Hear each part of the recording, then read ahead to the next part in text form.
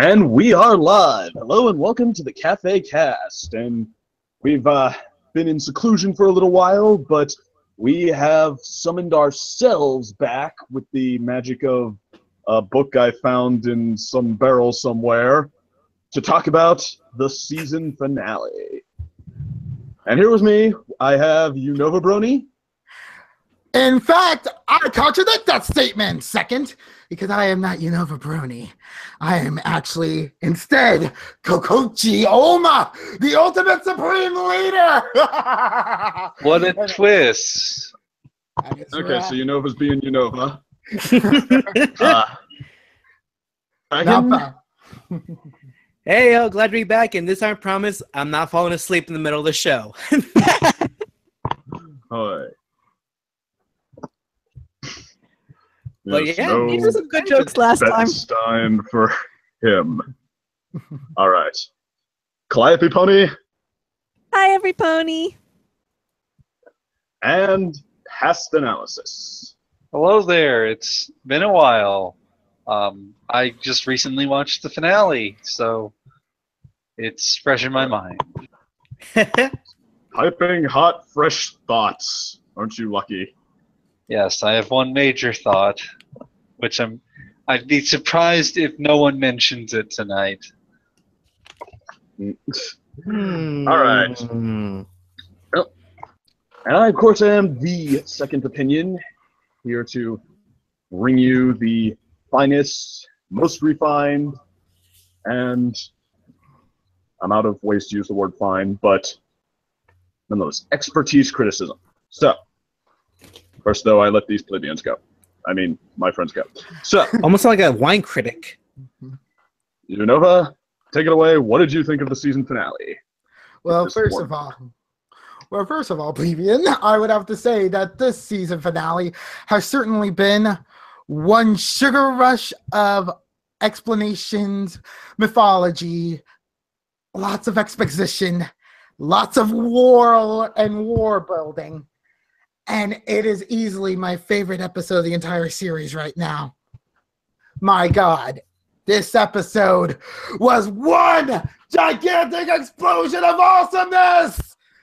Balancing out so many characters, yet keeping the focus on some characters while not I'm back. making it... Sorry about that, dude. Google was being mean. Well, you interrupted Unova's passion explosion, and now there's two of you. Well, Terrible misuse! We have to... the blandness has been doubled, I guess.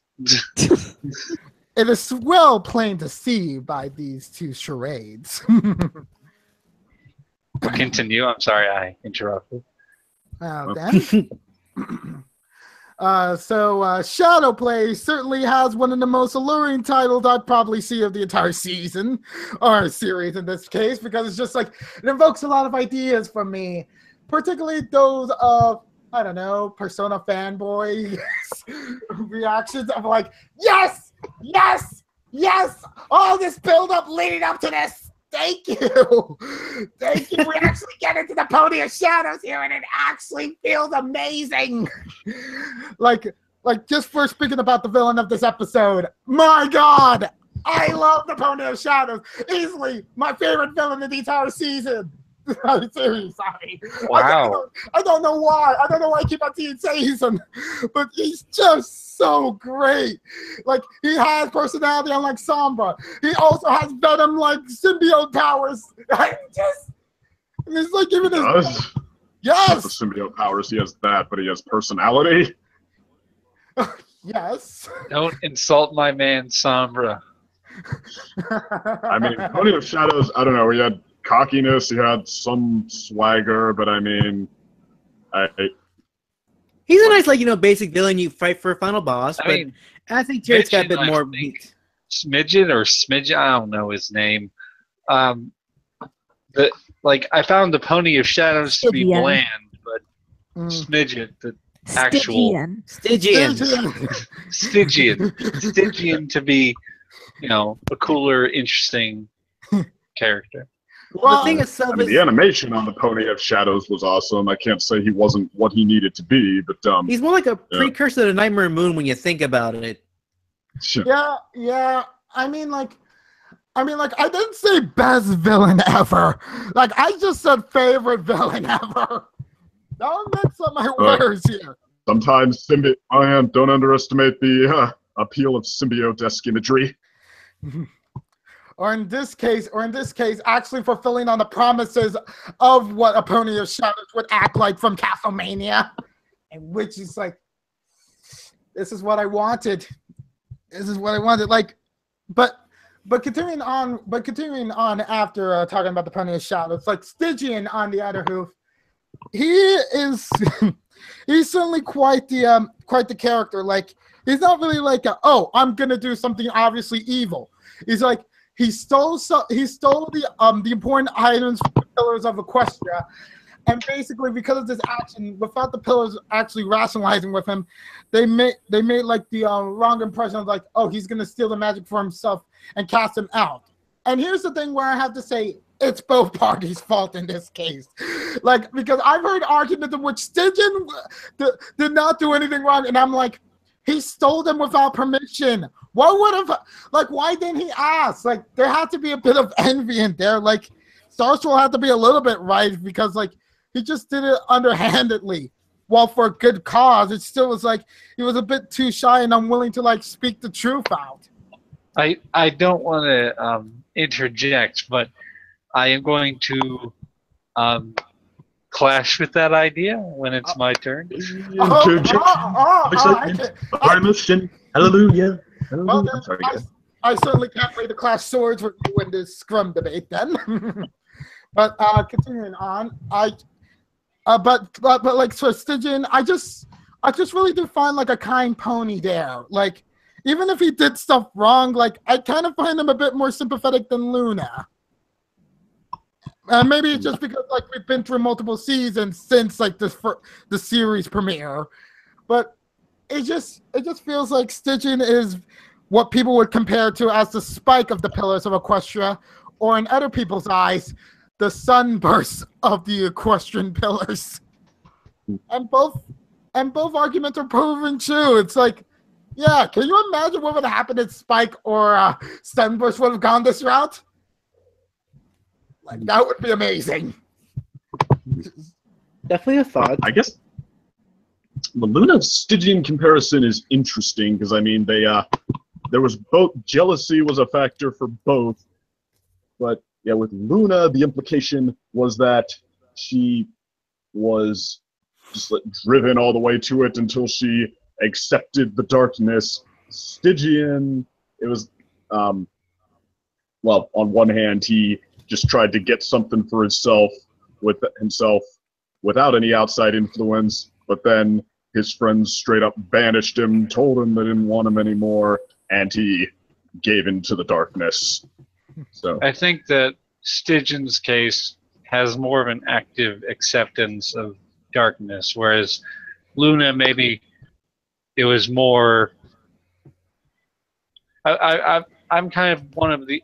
I'm a teenage like rebellion, angst. You want to more better term with her? I'm more of a believer in the idea that like it basically the lullaby of a princess. That idea that there was a level of not control in Luna's case, but they are very similar, very very similar. I see. All very good. Because I think that Stygian has more control over the matter. Mm-hmm. I mean, I'm not gonna lie, I do kind of love Luna's story, and it's a right, like just the implication that she's driven to it by like darkness taking hold of her, and just the being hit with the elements of harmony twice, like one for this 1,000-year banishment that Celestia, like all this implication that she's been mourning for so long, and then to change her back, it's almost like a substance abuse story or something. It's like bringing someone back from the darkness through the elements of good support, good friendship, and all of that. Going on for it. Going on that line of thought there a second. I just like I really did like how like it felt like if they actually did use like the elements per Starswirl instruction, like we could have found a situation similar to Celestia upon her using the elements for banishing her sister. Like when except the elements would have been gone where they weren't in Celestia's case. They were just like no longer usable to her in that case. Well, I wonder if something like that would have happened again if they, instead of vanishing, if they would have turned back into the stones. I mean, it's interesting to think about whether that was the same thing or not, because on one hand, Luna was part of the, like, one of the controllers of the elements of harmony. We saw that before. So, I mean, it's like, was Celestia no longer able to use them when she banished Nightmare Moon, or did she intentionally pass them along? Like, was she just not using them in the 1,000 years or so? I kind of feel like it's maybe more of the former than the latter in this case. Like after doing like that tragedy, maybe like that peace rule was certainly a lot more like her possibly micromanaging a lot more, since like she was only one ruler for the entire kingdom. Like, the other thing is the elements didn't actually turn to stone, did they? Because we saw in Princess Twilight that that's just what they looked like, and she was able to use them that way.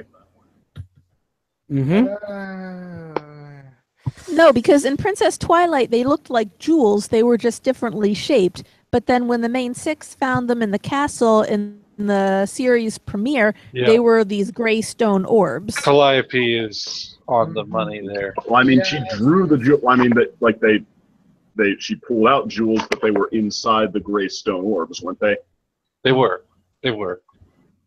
So we just never saw it. Like, instead of doing that for, like, before Twilight managed to do that, Nightmare Moon just like smashed them. But when Nightmare Moon smashed them, they turned into stone shards. We didn't see any jewels when she broke them open. Yeah. Like, again, how does that work? Do they have to be like activated first, or? Most likely. Yeah. And basically, I just feel glad, like, at the end, they went with, like, the right choice, in which, like, the map was telling them there was a friendship problem with the Pony of Shadows. And I really did like that nice turnaround, in which it almost makes you feel like the villain of the episode, instead of the Pony of Shadows, was, in fact, Starswirl's old mythology. It most certainly was. And he was, in a sense, the primary antagonist. Yes, and this is what for Twilight. And this is what I also need to continue on. Like, aside from the Pony of Shadows probably having my favorite design and stuff, Starswirl just decides to build up on every single piece of information we got from the series ever since season 2, episode 4, Lunar Eclipse, and it matches everything we were told about the guy from the show, not from the comics, really, because but. And it's just like especially the bit in A Magical Mystery Cure when Celestia tells Twilight that Starswirl did not understand friendship. Yeah, I mean, which was a horrible line at the time, but now it's like it actually, at least that they built on it. Yes, they built something out of it.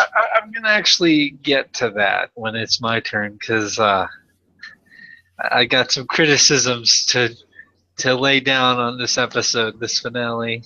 Oh, well, what I like to hear, Pass. What I like to hear. All right. Well, it sounds like this took a dark turn with Pass, because, I mean, this has been your season so far. Yeah, I wouldn't say that this finale definitely was not as bad as some previous finales, season 5 finale, cough, cough. But I wouldn't say that it was amazing. I'll get to it when it's my turn. All right. Karen. Yeah, for Starswirl, like, I love how much of a jerk he is. Like, at the beginning, he was righteous for, like, being, like, demeaning against Twilight and the amount of shame he throws on her. But then, like, in the middle, like, in which he's not even open to the idea of, like, this person who makes a mistake trying to make another means of, like, actually, like, trying to fix the situation, and it's like he gets righteously put down by the rest of the main six for saying, like, you don't underestimate the savior of Equestria when you weren't even here. It's just like, I love that. This is why you six are best friends from each other. It's like I missed that stuff, you know? Like the actual Green Six having an actual part in the finale, not being the Twilight Sparkle hour. You get me? Because and they are all supportive of each other. Mm-hmm. And that's honestly like the best part of the episode for me. This basically shoots the face of Twilight's Kingdom, Princess Twilight Sparkle, and B's like, hold my beer. This is how you manage your main characters in this finale. And I'm just like, you actually gave each of them a focus. And it's like Applejack gets like that weird feat of like super strength against a boulder. Rarity essentially recalls her experience from Look Before You Sleep and beautifies the Garden of Mistmane. I saw an interesting theory about that Rarity demonstrated such fantastic magic skill to clean up the garden, and Applejack showed such fantastic strength to kick the boulder away. And I saw a theory that it's because they were close to the objects, the artifacts, and the artifacts recognized them as sort of kindred spirits and boosted their strength. Whoa. I can see it. That would be that's a great fan theory, actually. I wouldn't be ashamed if it was true or not, even if it wasn't That true. would be fun. Even if it's not true. It would do the episode a favor if it was true, I will say that. Otherwise, you could accuse it of whatever you want, inconsistencies and such. Yeah. But my absolute favorite part of like the first part of the episode would have to go to Rainbow Dash and Spike's part in the Dragonlands. Just all the flashbacks back to Spike his 3D with lava surfing. So great. Yeah, that definitely was a fun one. Yes, and also Garble still being shown as the impudent antagonist for Spike here. It's just like everybody has to be their fair own to rivals. Garble, he was cheated out of his board. yeah, trickery and all that. Well, hey, Spike beat him in the race, and he refused to give it up after that. That is true. That is very true. No, I am not saying that. Everybody has their own antagonist. Applejack has the Flim Flam brothers. Rarity has, I guess, Suri Polomare, and Spike has Garble. Yeah. And I am so done with Garble. He's such a boring antagonist. I've kind of grown to like Garble a little bit. His patheticness is quite funny. He's kind of like the point. He's kind of like the unreformed Groose of My Little Pony. I don't know if I ever liked his appearances, but of the three, I probably the more had the most pathetic fun he with this becomes, the more I like him because he's a funny character. I laugh at him. I laugh at his expense. Yes. Yeah, I don't have much patience for the one-note bully character antagonists in general, but at least some of them can be clever or, love to hate, and he's just bleh. one. Love to laugh at. In fact, on that note, I will say, like, I've heard they used the 6, haha, finally, not just Twilight two-parter, which, okay, I'd say everything in proportion there. I mean, it is nice to give them roles or stuff, but I mean, this was not like some kind of, powerful, great arc for any of the 6. It was offhand snippets that were fun in their own right. I mean, if I'm going to decide my favorite season finale based on the story, I'm not going to give it to this because that's the story they chose to tell. I'm going to give it to the one that told its story the best. I see. Yeah, I'm done with that theory. Down with like that choice of like what you choose for like your favorite or best quality. That was a very good decision. Yeah, and I also like the shade that they were like throwing. Like, it kind of makes you forget like when Rainbow and Spike were like humiliating Garble. Like, wow, that was some great comebacks you guys put out there. Almost makes me forget about me not liking Rainbow as much as anyone else. But yeah, it was also really nice seeing Cattail back in Fluttershy's portion of the episode. Like the flash. Indeed. Yeah, and then also I like him.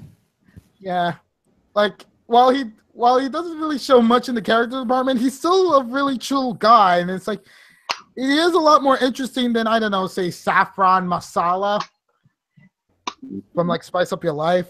I also just like the little interaction he had with Fluttershy where he's like, you know, I would have lent you the mask. You didn't have to do anything. And she's like, oh, but I wanted to help. That was just a nice little interaction between the two of them. Yeah. And hey, his grandma's back. Oh my Especially god. since, like, if they hadn't I'm pretty gone that sure route, it's like his great grandma. Great grandma. I just kept it short, but still, like, hey, my great ancestor's here. But yeah, I mean, actually, I'm wondering, like, they could make a plot as much as we've seen the pony or characters out of time plot done before. I mean, you know, it can work. I mean, heck, it was one of the best things about Aliens. If anybody's seen that movie, and if they could do something with that here, yeah, Mentors Out of Time or something like that in future seasons. I'd be more surprised if they didn't. Like, obviously, they're not going to do it for the opener since anyone knows what that's going to be about, but during the season, I definitely would see, like, oh, like, hey, here's Magnus in some, like, New York trying to lift a building, like, put it down. Well, don't you mean Rockhoof, since he's the strength character? character? That one. Right, that one. The Egyptian one, like, goes back to her place and sees how that's going down. Like, that'd be kind of fun seeing her and Daring Do have an adventure. Oh my god, I could imagine. Ambulance. Sonambula being like worshipped as a pharaoh when her heroic returned back to like a city named after her.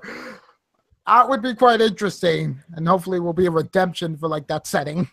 I still have no idea why they picked that name for her, because Somnambula was a G1 villain. I have no idea why they picked a G1 villain's name for a heroic character in G4. Sound Egyptian? It's Latin. Somnambula means sleepwalk. I'm pretty sure they didn't understand what it meant. They just thought it sounded cool. Yeah, somnambulism means sleepwalking. It's the Latin word for sleepwalk. And the G1 villain hypnotized the ponies, so she essentially made them sleepwalk, and that's where the name comes from. So I have no idea why they picked that name for this character. Yeah. She walked blindfolded? Because they sleepwalked through the episode they wrote for her? Yeah, that's probably the best theory. Yes. And there's certainly nothing meaningful about hope or anything, because seriously, unless you mean to imply about sleeping slaves, because that's the only analogy you could possibly make with hope in that case.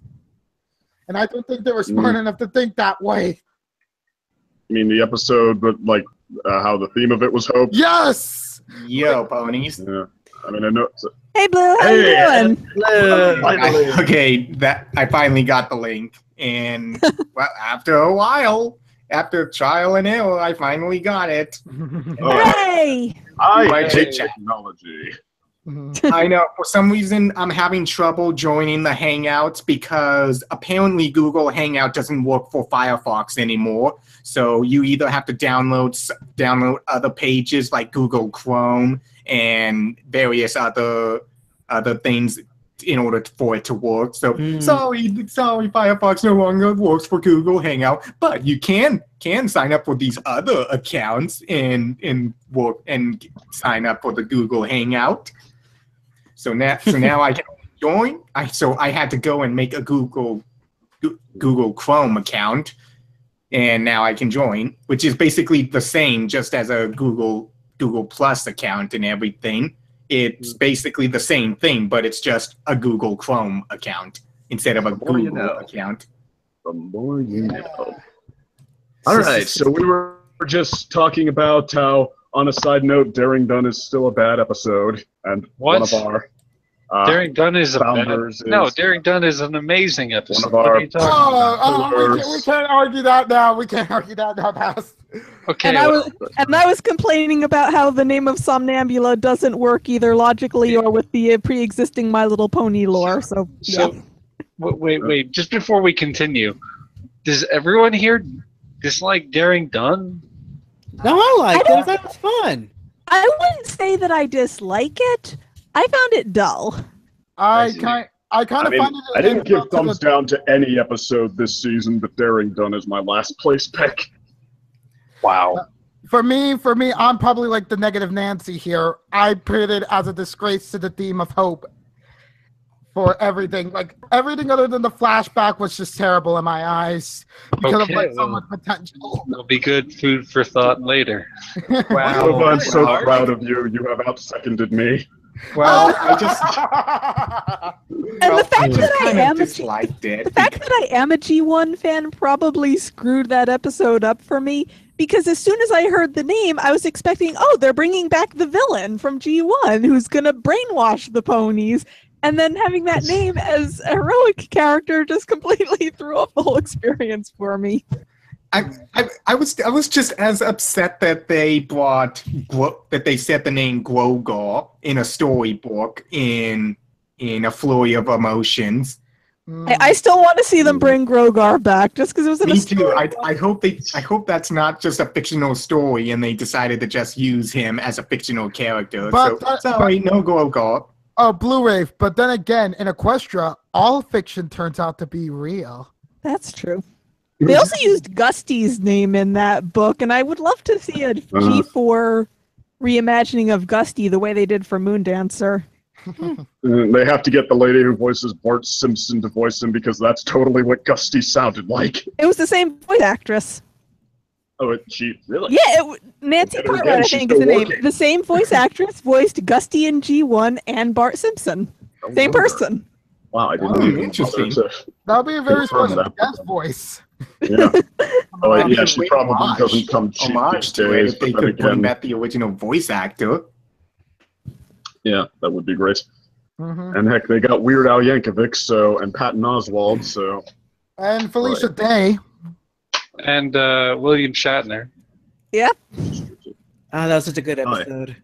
and we have a season finale to discuss. So. They have plenty of Yeah. actresses from G3 voicing G4, so why not a G1 actress? Hmm. But yeah, we really should get back to the finale Oh discussion.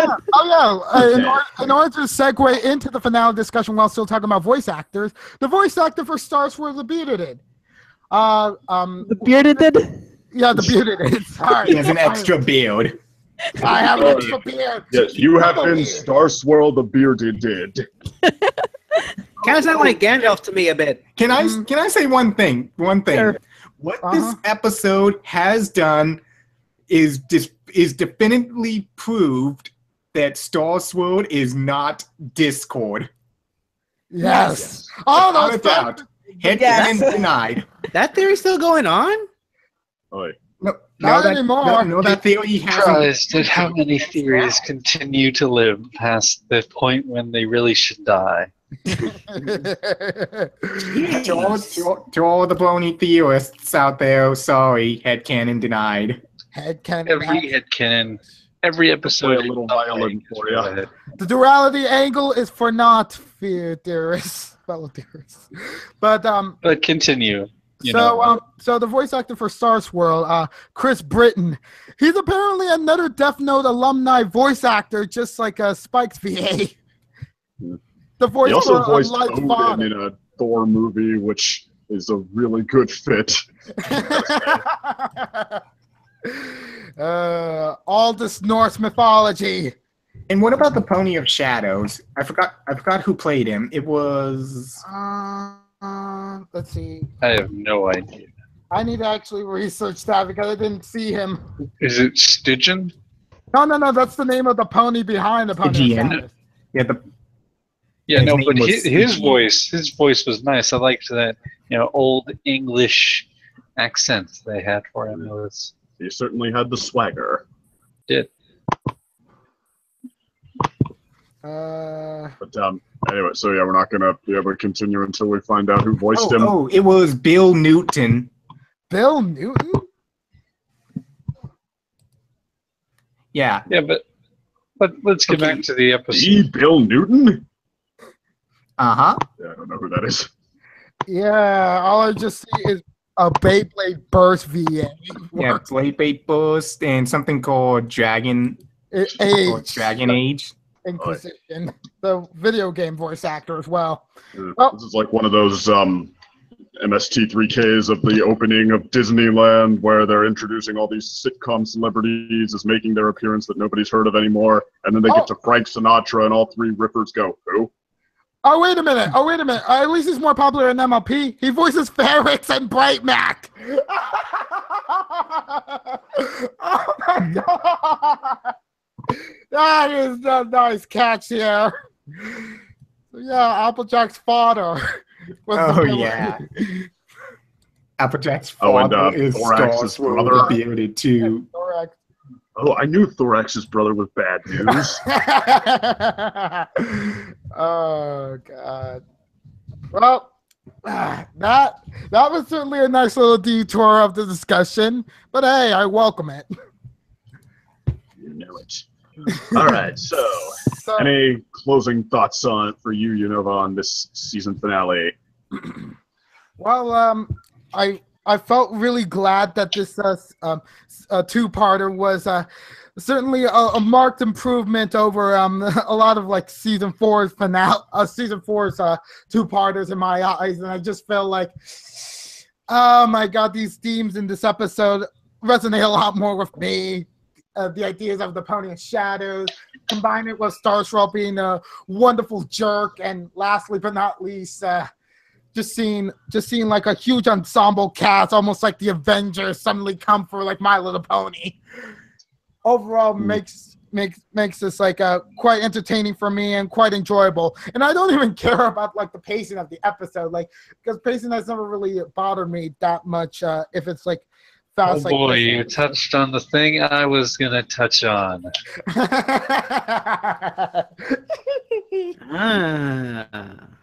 I'm just the type of guy that can accept most types of pacing. The only type of pacing I can't really accept is like the ones in which it feels like so deliberately slow and not even useful for the plot that I just feel like, get it. We already seen enough of the ambience. Can we move on to another plot point already? Like that can grate on my nerves.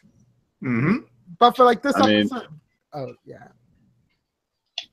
I was well, you know what? I'll wait. Just go ahead. But overall, I just really appreciated like the focus on like Twilight having to go over like her idealism of Starswirl, even more evolved of like the conflict over in like the Daring Don't episode back in season 4 for Rainbow. Oh yeah, that was a nice comparison that someone made, that basically imagine Twilight as Rainbow Dash in the Daring Don't episode. Mm-hmm. How every time something seemed probably like, why would Twilight do this? Oh, come on, Twilight, stop being an idiot. How could Twilight forget or not know that by bringing the pillows back, she would also bring the Pony of Shadows back? But remember, Starswirl is her idol. She's the biggest fangirl to Starswirl the Bearded. But so even at that, how did no one in the entire group think of the possibility? How didn't Spike or Applejack or Starlight say, hey, wait a minute, if we bring them back, won't we bring the Pony of Shadows back too? How did none of them think of this? Oh, but there was just one voice in the crowd. Little Starlight said, wait, Twilight, don't you think you should just think about this for a minute? Yeah. But it didn't point out anything specific about what could go wrong with this. She didn't say, wouldn't it also release the Shadow Pony?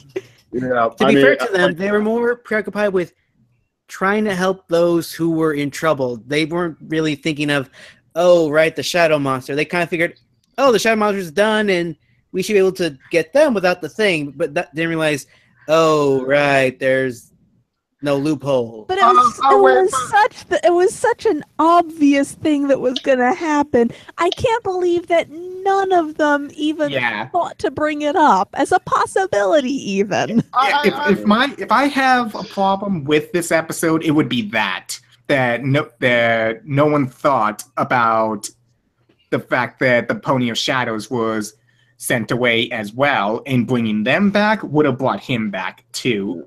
So the fact that no one, even Starlight, didn't think of that as a possibility just ruined that part of the episode for me. Well, I might take it even a little bit farther. Like, is anybody familiar with the WWE wrestling term, like jobbing? Oh yes. No. For those of you who don't know, it's when some wrestler who has some renown or is built up or something, when he goes up against the hotshot newbie, the rising star, and okay, as everybody knows, WWE wrestling is fake, and so the script has new guy crush old guy, just like completely obliterate him, completely do everything he can do better, and to build him up. And that, and I mean, granted, it's not always as extreme as all that. Sometimes old guy, they still let him go look awesome later. But anyway, that was, I think, borderline what I felt like they were doing with Starlight here. Like, have the characters we've been following for so long, like suddenly be unsure of their morals in ways that, okay, they really haven't been, well, in ways that the plot, that because we're from the outside looking in, we're supposed to know they're wrong in ways that hasn't really been done with them before, so we can make this new character look like she gets it, look like there's something special about her. There was also something else I wanted to say about Starlight for this episode, and that is like following from the previous Starlight focus episode, that being To Change a Changeling, in which she kind of like moved away from the thought about maybe bad eggs can't really redeem themselves, like, or like became more open to the idea of like learning more about the person who's been vilified and such. Like the way that the episode begins with like Twilight just saying like, we might need Starlight, we might need Starswirl's help in case of another Starlight incident like that happens with another pony, in case like it might destroy like this time-space continuum with like one of Starswirl's spells. And I'm just like, and that began like the seeds of like her that would basically sprout out at the end of the second portion of like the second episode, with like Starswirl and Twilight, without saying anything, just letting Starswirl say, "What's a villain? Always a villain." And then Starlight saying like, "I'm so glad Starswirl wasn't here, because if it was, I certainly would have been banished to limbo." And that moment was like, Starswirl at the moment was voicing what everyone was thinking all the way back at the season 5 finale. And now it's like some people who have been open to the idea of change for Starlight, it's like, oh God, it's hard to look at our old selves now, isn't it? Oh God! It's basically the actual response to like those sort of problems. I never had a problem with them redeeming Starlight and making her into a good guy. My problem was with how they did it. They just bungled it so badly. Yeah, but they've kind of bungled with other villains, so it's more like not I'm like used to this. that. What about Sunset Shimmer, the one who has had the fastest? Well, I mean, at least that was after getting hit by the elements of harmony. You can make some like argument that has some kind of like an emotional impact or whatnot. But this with Starlight, it's like, I mean, especially since I just saw that after coming out of a documentary about someone who was let off the hook exactly the way Starlight was for doing crimes that really should be kind of not even let off the hook, just like let out on bail. But yeah, what did Starlight do? She tried to, hold ponies against her will, brainwash them, cripple them for life against their will. And the documentary, the whole point was that this person they'd gone easy on, they'd given some space to breathe, that they should not have, because being willing to do something like that is not normal. And then she did something else horrifying. And then I go in and watch this season finale with Starlight, and it's like, stars align, why don't you? It's like, there's even more of a facepalm than it would have been otherwise. Speaking of Starlight's past and everything, I grew tired of the joke, no offense. Oh God! Every time, like they did that way too much with Sunset Shimmer, but the fact that they were doing it again in the series, it's just annoying at this point to bring up the fact that Starlight did all of that in the past, and they're not looking down on her for it. They're just bringing the fact back up.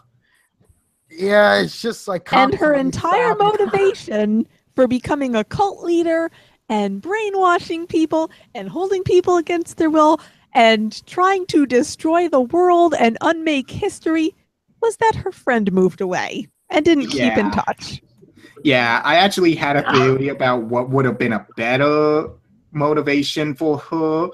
Anything would have been a better motivation. Yes, for why she does the thing she does in the episode, but that's another video.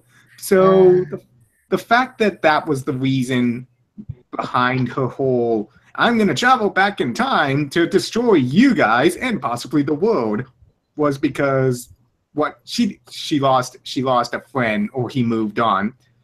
And I'm curious as to when exactly did she get her cutie mark, because at that point, how come she wasn't accepted?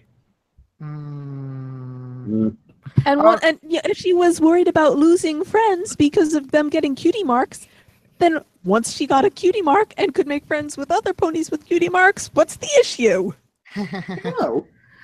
And I think we can all agree that they really did screw the pooch on this. Whatever idea they had, execution-wise, bungle. But at this point, it's kind of like we're just rehashing the same circle over and over, just like the episode. So I think it's like a best to like for me, for right now, I'll just simply end it on, I can consider this a top tier episode. And I just really hope like we could get more continuations of like the stories of these displaced pillars of Equestria, and also see more two-parters that have focus on like the main six like this, and or Starlight essentially going into a different set of adventures involving like friendship issues that might be more of her forte. Oh, I just remembered something. You know how at the end of the episode, Luna makes the comments, Celestia says, "You're welcome to stay here and teach the new generation." And then Luna says, "As long as you don't ask us for those reports about 1,000 years ago." I'm back again. Those old essays we owe you. I was wondering. Wait, why would they be giving you guys hear me? To him? Yeah, we can hear you. Why would they be giving reports to him about 1,000 years ago? And I'm thinking maybe they were young at that age, maybe in their mid-teens or something, and they were students of his. So that's what what made me think. Is that when Starswirl disappeared over 1,000 years ago? It had to have been based on this episode. It had to have been when they were just students. One thing I was going to talk. But looking at the present. I mean, no, still at the past. Looking back at the past, all of the pillars are apparently from the same time period. There was a Sphinx, and there was an Egyptian. Viking, Romans, Viking, Norse-ish, Egyptians, 1800s Louisiana. Yeah, so, they're all from the same time. Right? It's not more a hodgepodge. I was going to wait until time period. Yeah, I was going to wait until my turn to talk about this, but I feel like this episode seriously screwed up whatever semblance of the historical timeline we might have. I just kind of actually ended it off just so that like it's not officially my turn anymore. Okay, gotcha. And on that note, it is in fact Valis' turn. So why don't you tell us what you thought? Well, to share what Univa's thoughts, like I definitely think highly of this episode. Although I am conflicted on a few things. Most of them, since I read the comics, and this fact that this one kind of not bungled, but like changed. Like one thing being Starswirl. If you ever read the comics, he's like literally compared to Pinkie Pie. And here it's like, oh, never mind. But you know what? Fine. But then the part with the sirens is like, wait, there already was a backstory with the sirens. Okay, that's just now washed under the rug now. So like, but how did this finale change what we knew about the sirens? Did it really clash with anything that we had been told? Not clash, but more like there was a if you heard that Fiendship is Magic story, they did have an origin story for them, but it only involved against them with Starswirl. Oh, you mean the comics? Yeah, that's my thing. Yeah, screw the And this one- comics. Screw the comics. That's my reply. There's also the movie. It Yeah, and I'm also gonna read them. explains someone of us backstory in the movie that Starswirl banished them to another dimension. Yeah, so like, Yeah, it wasn't much the- like it completely changed that them, like is- it just altered the events that happened. The information that we got in the movie, and Starswirl banished them to a different dimension, isn't actually wrong. Oh, that part's still But it's- right. It's the Yeah, but it's not exactly Starswirl had help accurate. fighting them. Well, how is it not accurate? Well, because they said he banished them, Yeah, and as though he did it alone with no Well, help. yeah. Okay, That was yeah, the but- comic. And yet, And then this thing just said that- Were there. Uh, Go ahead, Valis.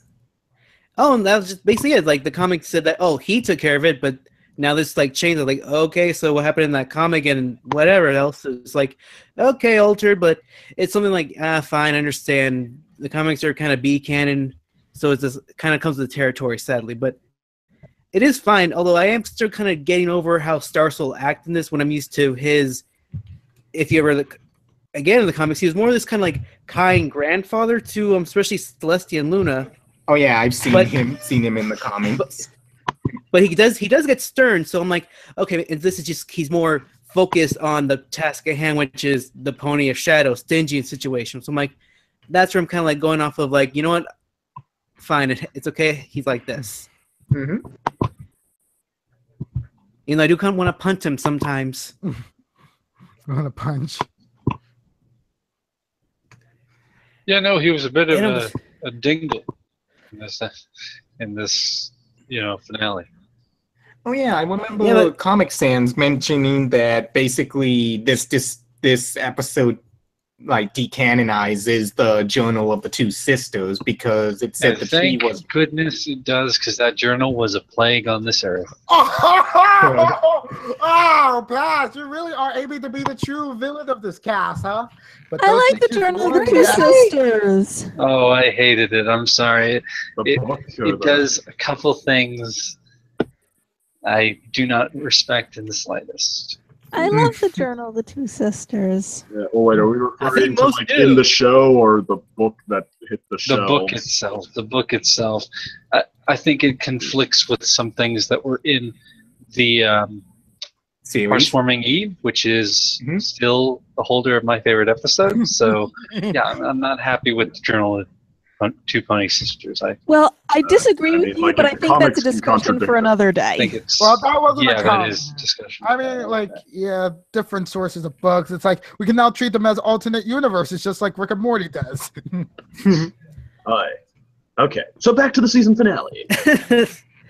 But I really was glad learning finally is an answer to what the Tree of Harmony was, because I was always like wondering, like, are you guys ever gonna answer that part with the tree? And like, there it is. Okay, I can follow this. hmm They each planted a seed, so they would. Was it one seed or It did was one seed. It was one seed. Okay. I actually remember that. Okay, so that makes sense in everything, but at the same time, it brings into question exactly how strong was the spell or something that they did to make that tree, because the elements themselves are able to stop discord and banish someone like Nightmare Moon and then reform her. That and the tree seems to have some kind of sentience if it gave that whole magic box thing. Oh Maybe- yeah. Like, the more I think about the tree, it's like the tree actually has roots all across Equestria, and that's how I was able to pinpoint all these friendship problems, since like the current bearers are all about friendship, so it focuses on that issue and helps resolve it in order to keep the peace. That's why I Why aren't honestly we the think ones that writing there were this less show? shadows. There was a tiny moment in the episode where Starswirl remarked that there were less places of shadow that like Pony of Shadows could pop up from, and I feel like that probably has something to do with it's more of a friendship heavy time than it was back then. I imagine there are less corners of envy or exclusion in modern day Equestria than there was, many years. Yeah. Yeah. But They we were can in- also contribute it to like modern technology evolving. I mean, Manhattan, just look at it. I know they had a freaking what's that called? Jumbotron. Yeah, jumbotron. Mm-hmm. Just jumbotron the message of, yeah, Manhattan is the city that never sleeps, so we won't succumb to darkness. Uh-huh. And also learning about the ghastly gorge's origins, like the ghastly caverns. That was quite interesting to hear. Oh, This season, I mean, it definitely had a lot of fun with the good world building, like not just, like I always say, just trotting out a new place, like, hey, isn't this cool, like a gumball machine or something. Like, it was digging into what was already there and building on it, and I mean, it might have shuffled its feet and like getting to a particular point a little too long, but I did like what that amounted to here. I have to give this episode that. uh-huh. But you start to wonder, at which point do people start believing actual stories or events that happen and start thinking of them as just fictional stories or fairy tales? Because how could, if stories or tales of events and stuff from the pillars actually happened and people wrote them down, and now ponies from thousands of years later are looking at them, why would they think that they're just male's tales or just made up if the stuff actually happened? I mean, we don't look in history books at events that happened like 100 or maybe like 1,000 years ago as fairy tales or something that people think happened but probably didn't happen. Well, actually, the Trojan War was widely thought to be just a myth, that just a great little fantasy story that the Greeks wrote until the actual city of Troy was discovered, and in the what was it, the 1800s? Yeah, it was not long ago, and now we're still trying to decide to what extent there really was a Trojan War. There clearly was some kind of a war, but it's okay, what was it over? How big was it? Did the Greeks even win like they said they did? Or was that a bit of a cover-up on their part? I mean, like, history is being written every day. And when it comes to like more characters, like take Robin Hood, like people think, oh, he's a mythical character, but there's a lot of evidence pointing that, okay, there might actually be a guy who fit the description of Robin Hood, but obviously as time passes on, they're like, oh, they embellish some things and this and that. Same with King Arthur. There might actually be an Arthur. The idea was that he was based off of a true character. So, like, the actual story of Robin Hood or the actual story of King Arthur isn't, like, parts and pieces of it are probably true. That's what we're learning. But also at the time of the Roman Empire, like, the way they saw history was they saw it as that, like, if they told you what they thought was history, it wasn't what they thought was like actual events that happened. It was more so like a story, and like it had a message or a moral in it that they felt was true. But like the actual telling of events, probably not. Well, also keep in mind that in the Roman Empire, history was rewritten to suit whoever was emperor at the time. Yeah. I mean, something like the Aeneid, while it did incorporate actual Greco-Roman mythology, it was also kind of a love letter to the Caesars. Talk about how great they were. History is written by the winners a lot of the time. Like, there are other historians at the time, like, that was in many ways, I think, even at the time, regarded for being kind of like a poem, like a not a poem, but a fictional story. Like, I don't think even then they saw it as actual events that actually happened, like maybe as specific to the letter. Mhm. I kind of Anyway, though. I kind of like the fact that that like the fiction is kind of like very celebrated for like My Little Pony, like even starting from like all the way back from season 1, and then we get it into like season 4 with like a modern hero actually retelling their stories as books to sell to other ponies who might not be aware of their exploits and such. And it's like, it's kind of like pushing on, like maybe fiction and lies might be kind to like those, for them to be inspired to do great things for other ponies, you know? I think that's kind of like a well-meaning message that still continues even in the season 7 finale. So yeah. Anyway, though, did you get your thoughts out, Valis? I guess I have my one last thing in that, as much as you don't like the journal or what happened in the comics, for a lot of us, it's what was helped sort of build upon what's already made in the show. But now I'm a little worried if it continues like this, of like anything the show does is now immediately going to retcon whatever is happening back in the comics. So then it's like, okay, so does it matter anymore or not matter? So I do hope that as time goes on, they kind of help like keep the two like in a nice happy balance. That's all I'm asking for. I mean, I'm not against B canon, but I'm also not against it being contradicted myself. But yeah, that was more for past, so go ahead.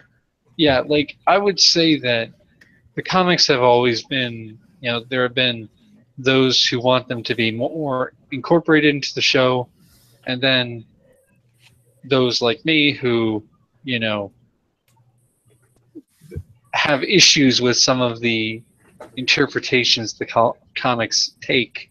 So, as far as what I want, I would rather they just, you know, the show writers, I think, know the MLP universe much better than the comic writers do, and I would honestly prefer they, like, wherever their paths go, not be like, oh, well, the comics already did this, so we shouldn't do it.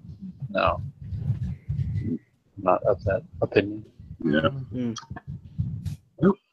Anyway, though, so, okay, then the comments on our own podcast right now, somebody's striking up something about wishing there were more kind bronies, so why don't we get to Calliope now? What did you think? Aw. Well, I hate to be a wet blanket, but the finale left me feeling kind of underwhelmed, to be honest. Exactly. That is a big thing I was going to bring up. Continue. Like, I remember when the episode ended, I was just feeling like, that's it. That's the season finale that everyone was getting so excited about. Really? Uh-huh. Then I couldn't figure out at first why it was leaving me so underwhelmed. Because there was a lot going on. And then I realized, after I was thinking about it for a while, it felt like there were no stakes in this story. Oh. I think back to other finales like Canterlot Wedding, Twilight's Kingdom. It felt like there was really something important at risk in those. And with this episode, if they didn't free Starswirl and the Pillars, so what? What's going to happen? Well, also, what exactly would happen with the Pony of Shadows? Like, they said Equestria would be doomed, but what actually would happen? They really neglected to build him up.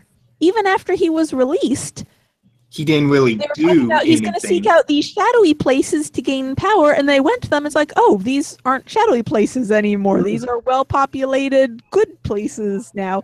So he's got nothing to give him whatever power, whatever is going to happen. So I'm just like, so yeah, what's at stake in this story? It's kind of like, what's he going to do now? What's his plan? And the fact that they find him in this last location, and it looked as though he wanted them to come there, but at the same time, we didn't see him try to do anything. We just saw the main six and the six pillars open the portal there to send him back. So what was the point of him being there other than just to gain strength? And then afterwards, if he did gain strength, what would he have done? Yeah, like, what of it? Like, would he have encased the planet in darkness, like blocking it out from the sun or something, and cause like the Wendigo Ice Age or something? I don't know. They didn't say. Yeah, but he did not get a chance. we also learn that his only grudge is against the pillars themselves. There's never any indication that he's out for any kind of harm against the rest of the planet. And he doesn't even know that there were two alicorns there. So at the same time, it's 4 alicorns.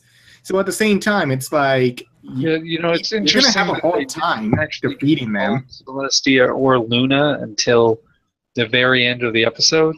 Oh yeah, yes, that was funny. I'm like, talk to Celestia and Luna. Stand by them before you go to Ponehenge and unleash the ancient evil onto the world. Well, that part's easy. Whenever openers finales happen, they kind of have to take out the powerhouses for convenience. That's kind of their MO, so I'm just used to that. But usually they give an in-universe reason. Here I'm thinking, go talk with Celestia and Luna about this. There's no reason for them not to. I guess Twilight was too excited about Starswirl than her mentor, Celestia. It's like, and like Celestia thinking, I feel replaced. I feel replaced on Twilight's favorite list now. Starswirl is her new favorite toy. Celestia is Woody, and Starswirl is Buzz.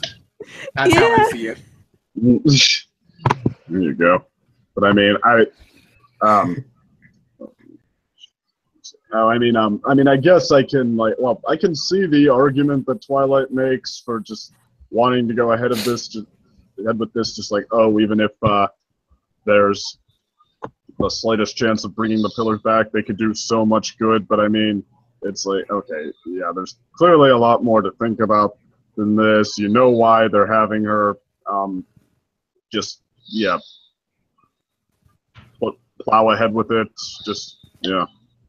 head first, because they want it to go wrong. So, I mean.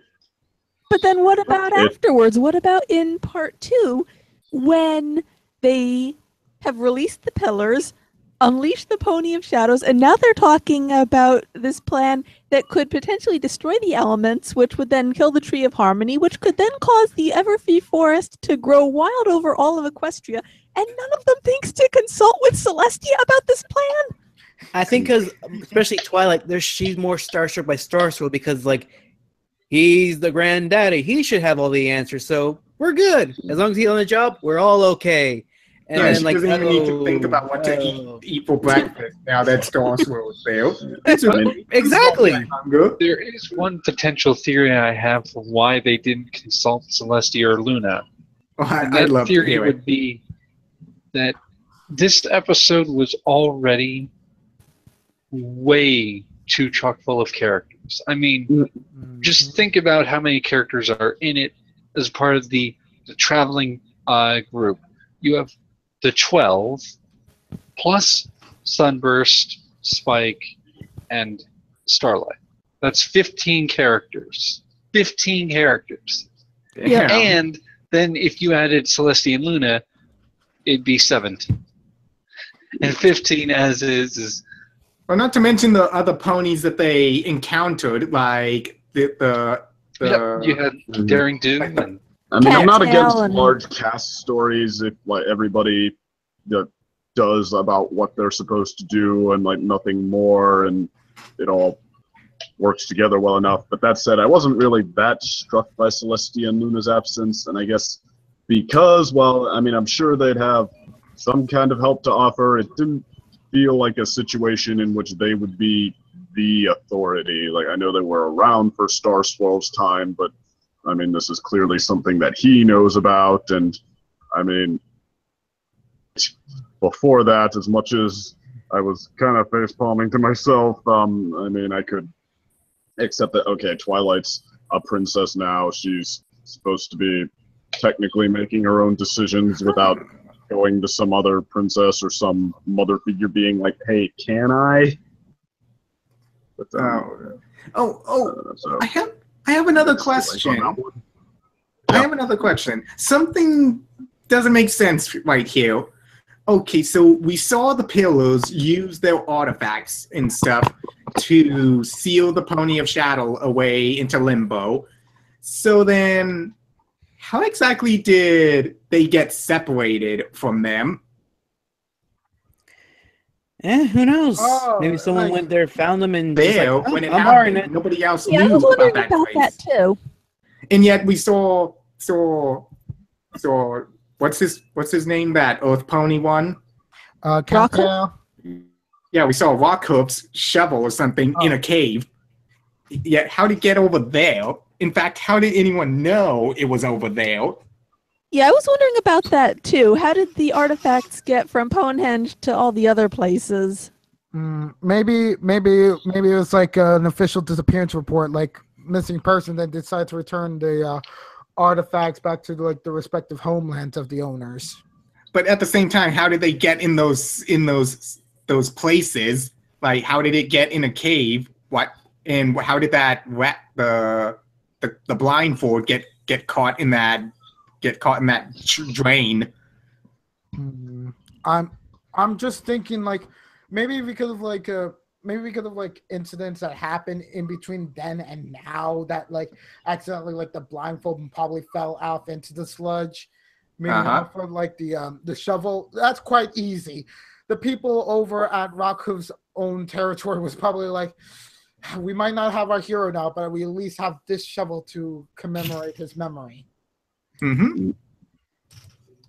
And so that's Actually, there are some hints that there's still stuff on the table here, like the thing Rockhoof hits with his shovel that made him Super Pony. We still technically don't know what that was. Yeah, that was never explained either. So there was something else that kind of rubbed me the wrong way. Now, I know we've all made our jokes about how everything happened 1,000 years ago. All the villains were 1,000 years ago. Everyone's made their joke about that because 1,000 years ago seems to be the default time for anything that happened in the past. Pretty much. But in this episode in particular, it's so glaringly a problem because we know that Starswirl was alive at the founding of Equestria. In Hearth's Warming Eve, Clover the Clever mentions that Starswirl is her teacher. So we know he was alive at the founding of Equestria. And are we supposed to believe that there was so little time between when the country was founded and everything else that's going on? I mean, I figured that Equestria must have been around for centuries before Luna became Nightmare Moon. Actually, hey, wait a minute. It's your timeline, like, okay, Luna was banished 1,000 years ago. Luna helped banish Discord with the Elements of Harmony. Before that, Starswirl and the gang started the Elements of Harmony when Celestia and Luna were still small. Plus, building on that, we saw in the flashback both the flashback to Discord's defeat and the flashback to Luna's transformation to Nightmare Moon that Luna and Celestia were both fully grown. And yet here, Starswirl makes a remark about how they've grown taller. So if he knew them when they were little, before they were so tall, then they're fully grown at the flashbacks we've seen to 1,000 years ago, he had to have been so much earlier. But they still don't. Wait. You're right. Wait. So when they say 1,000 years, it seems they mean 1,000 years, give or take 100. No. It's more of like they say. What I heard from the episode was Dow's like. It feels a lot more pragmatic, like saying like this is older than like all the other cases before. Like I heard whenever Sunburst was saying like 1,000 years old mystery, and I'm like, wait, so this is actually going to be something that's going to be older than what we've been dealing with before? The mystery itself. I think they do say at one point over 1,000 years, but if you say over 1,000 years, then that indicates that it's not by much. And I figured it has to be more than that. It has to be at least 1,500 years, probably something more like 2,000 in order to make sense. Yeah, I mean, it is one of those things where, like, it is going to become more of a problem the more time they go with it, especially with the whole something in the past happened of, like, obviously they don't have no timeline. I mean, heck, they always use that moons analogy for time passing, and we still don't know what that means, but eventually it looks like they might need to make a timeline of, okay, this is how things went down, because it's like now it's like, oh god, you're trying to. Yeah, well, I mean, it depends on like how much you're willing to accept. I think Celestia and Luna were around for, even as foals or whatnot. Because I mean, I guess, founding of Equestria when Starswirl was still around, like they would have had to have been born shortly after that. yeah. Right. Well, I know Past doesn't like the Journal of the Two Sisters, and it is, I admit, a B canon at best. However, according to that, they were fillies when Equestria was founded. So they were born, they were alive when it was founded, but they didn't become princesses or get their cutie marks until afterwards. Now, admittedly, like I said, the journal's a B canon, but it does fit in with the show canon in the sense that Heartswarming Eve tells us that Starswirl was alive at the founding, and this episode tells us that he was their teacher when they were young. So it fits in that sense. Yeah. So there is one sense that, like, it may support the Journal of the Two Pony Sisters. I still think there's room for this not being true. It just doesn't, like, refute it. He only remarks about their age. He doesn't actually remark about, oh, wow, you guys are alicorns now, which could mean that when he left, they were alicorns. Mm-hmm.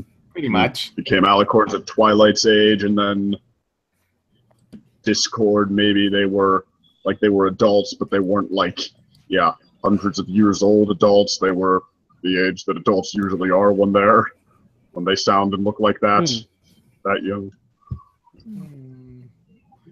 That is, and I really sort of like that, but like then again, they're gonna have to sooner or later have to do a Zelda timeline book sooner or later for My Little Pony lore. Actually, if you think about it, that makes Luna's thing like even sadder because, like, okay, they've been alive for eons and eons, but it's like the 1,000-year eon, like basically most of it they spent apart. They had each other for however, like into a young adult life, and then spent 1,000 years apart. Jesus. Like we're thinking about like the princesses now. It's like maybe they're like around 2,000 years old or 1,500 years old, and I think that's actually a good age for them, really. Yeah, I mean, I've always assumed that they must have been around ruling the country for a substantial amount of time before Luna's fall. I mean, it just makes sense that they probably were ruling for centuries, at least, 1,000 years, maybe even more, before she had her fall. That just seems to make sense. And yet here they're telling us that, as near as we can tell, it must have been shortly after the founding of the country, which doesn't work. Actually, come to think of it, I just realized, like, it's never crossed my mind before, but actually, Celestia is raising the sun and getting all the glory, and Luna is getting sick of being neglected. Like, how long can she get sick of being neglected before she decides to do something about it? It's like, that probably wouldn't have been going on for, 100 years or something like that. It kind of does make sense that it would have been relatively early in the reign. Oh, I mean, just the fact that he doesn't say, wow, you guys are now alicorns, it doesn't mean that he isn't surprised by it. It's just, it's like something that they don't have. It does support the journal, though. I'm just saying that it doesn't necessarily mean that fact has to be true. It could be that he just didn't really care. Well, yeah, because about that, especially if there was a race of alicorns, instead of just them being made by accomplishing some big feat or something, if there is a race of them, you wouldn't really be surprised that much if you saw another one. Like for example, he never actually commentates on the fact that Twilight is an alicorn. In fact, he doesn't even seem to care. Right.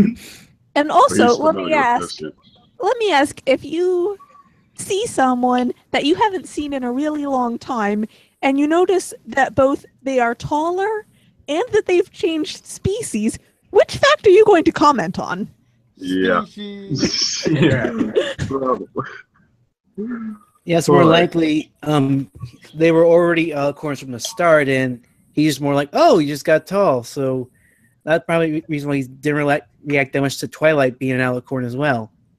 Oh. I don't think that he necessarily cares that much. Just from like his, at one point, they said in the episode that Twilight got her wings by solving one of his spells, and he doesn't really seem all that like, ooh, which spell was it? Like he's not curious at all. So He's just like It also makes "Oh, sense. doesn't."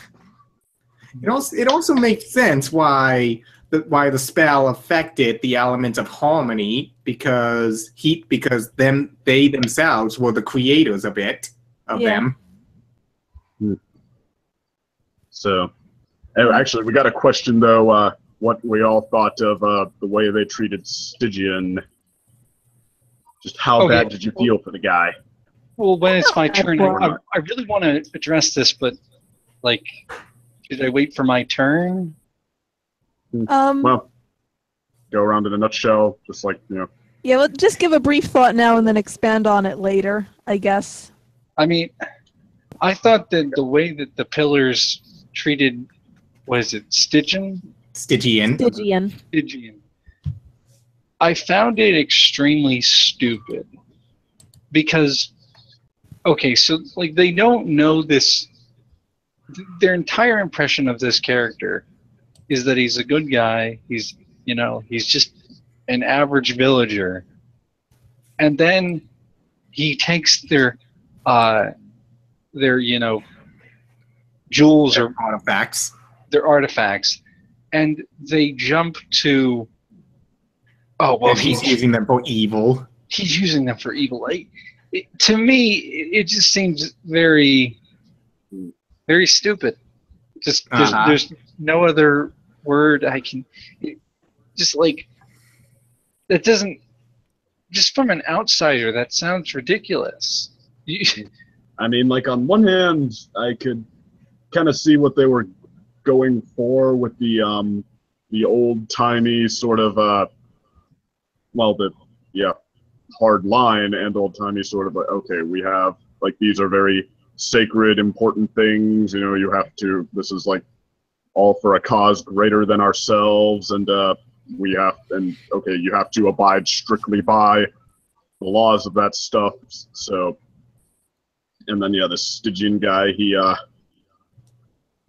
been established. What seems like he hasn't been the guy trying to run off and be a hero himself. And then he swipes them all for some kind of a selfish gain. And it's like, okay, well, you broke our trust there. You broke protocol hardcore. You're out. So, okay, I can accept that that's the route they go. And I can accept that they want to, counter mindsets like that with the approach of, okay, well, no, friendship and understanding, that's what, works towards the greatest good. But I mean, where I did start to kind of roll my eyes at it is where they had Starswirl, kind of like Twilight, they had a sort of job to Starlight, like, oh no, this is unforgivable, and this is always the case when a pony steals that can only mean that he has the worst intentions in mind. But didn't you say he was your friend? Was like, that's where it seems like it was to make Starlight look good and at the expense of Starswirl. What confuses me is, did they ever thank him for any of the things he did or helped? Apparently not. Yeah, he said he warned them when the dangers were happening, and he was pretty much their tactician and everything when the time came to it. But I'm wondering, how many times did they have to save a village or stop an evildoer, and he was there to warn them and help them through it by giving them the plan and how to execute it? How could you not could you go that long without thanking someone like that or recognizing him? That kind of seems selfish on their part. Yeah, and Rather than like, hey, it's like who you get. It's like, hey, are there any dangers or something that need saving? No, not today. Well, make sure you find them. Ooh, guys, there's another one to make us look glorious. To make a comparison, if, say, the main six found out that Spike had taken the elements of harmony from the tree and run off somewhere with them, would they immediately think that he had some nefarious purpose, or would they think, well, we don't understand what's going on, but he must have had some reason for doing it? Exactly. Yeah. That's where the old world mentality, I think, plausible explanation for why they thought what they thought is that they probably didn't know him that much. I mean, that's one of the best explanations I can come up with for why they did what they did. Is they didn't really know him. He was probably just like a informant, like, hey, can you help us? This place is being attacked. Okay. So yeah, maybe he wasn't even part of the group. Maybe that's why he wasn't part of them. So every time a situation arises, he was just the one that taught them that was happening. So they responded, and they looked at him as somewhat of a friend and stuff, but not really as a member of the group. So that's why they didn't really have that much of a good impression of him, to not think of him negatively. Well, I mean, for me, okay, on one hand, I'm really reluctant to make excuses for episodes. Like, to me, if, okay, you don't explain something and the first reaction I have to it is not that, okay, well, it feels like it fits right in with what's been happening, then I'm going to be like, no, don't ask me to make excuses for you or to reverse engineer something. You, made your story awkward at that point. But I mean, here, I guess, to me, well, like I said, it did kind of feel like the way that everybody was reacting. It did feel kind of like an old time, like elderly sort of superior mindset and sort of traditionalist mindset. Like, I mean, I've been in a lot of, at least a few scenarios where, okay, it felt like I had to stick to a very tight protocol based on what I was working with, and that, okay, I had to almost revere some of the items in question. And I mean, I think that, well, to me, it felt natural, like, until they started just making Starlight a knucklehead, but just a flat out, like, no, it automatically means he wanted to be a villain, but wasn't he your friend? Shouldn't we ask him? Nobody comes back from that. Like, they overplayed it a little bit, I guess, was my only thing. Yeah, it's odd that they stood up for Twilight and everything during the time he was like second guessing her spell, her half-baked spell and everything, and yet they didn't stand, and yet Twilight nor the main six tried to stand up arguing shouldn't they at least talk or find out why, despite the fact they're literally the elements of friendship and everything. It's like, okay, why did you guys suddenly forget that you guys were all about making friends and everything and trying to reform people like Discord, or Starlight attempted to reform what's her name, Chrysalis and everything, because she sympathized with her and of course what she learned from Twilight and the gang, so she was trying to pass it off to Chrysalis. And yet now, just because Starswirl saying, no, there's no hope for this pony, then it's just, no, we should probably believe him and not attempt to try to talk with this guy. I will admit where I did find this episode to kind of gain some redemption for that and for all the, like I said, trying to make Starlight look good, is that instead of just having Starlight be the hero, they do actually kind of shift the focus to Twilight, and in spite of how they overplayed it as a like they were going to make it a no. See, Starlight introduces that friendship and understanding and saves the day. They actually made it more of a like Twilight caught between her mentor and her values that Starlight keeps reminding her of, and and the climactic point is Twilight being caught on the verge, like then seeing a reason to question, to go against what Starswirl rather is doing, and deciding to take it, deciding to override Starswirl and do it her way, which actually was a kind of a big, well, not just redeeming factor. I felt like it carried the episode in a lot of ways. Like I felt like it gave it some kind of an emotional core. Maybe not the best one we've ever had, but I mean, definitely something. I think the moral of this episode could be summed up to not forget yourself in the chaotic rubble.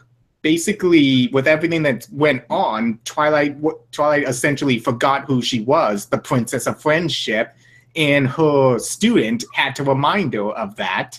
So that to me kind of seems like the moral of the episode, because everything that went on, Starswirl basically coming from a different time period, not knowing how things work now, kind of had the mindset that we can't reason with this person, we have to destroy him.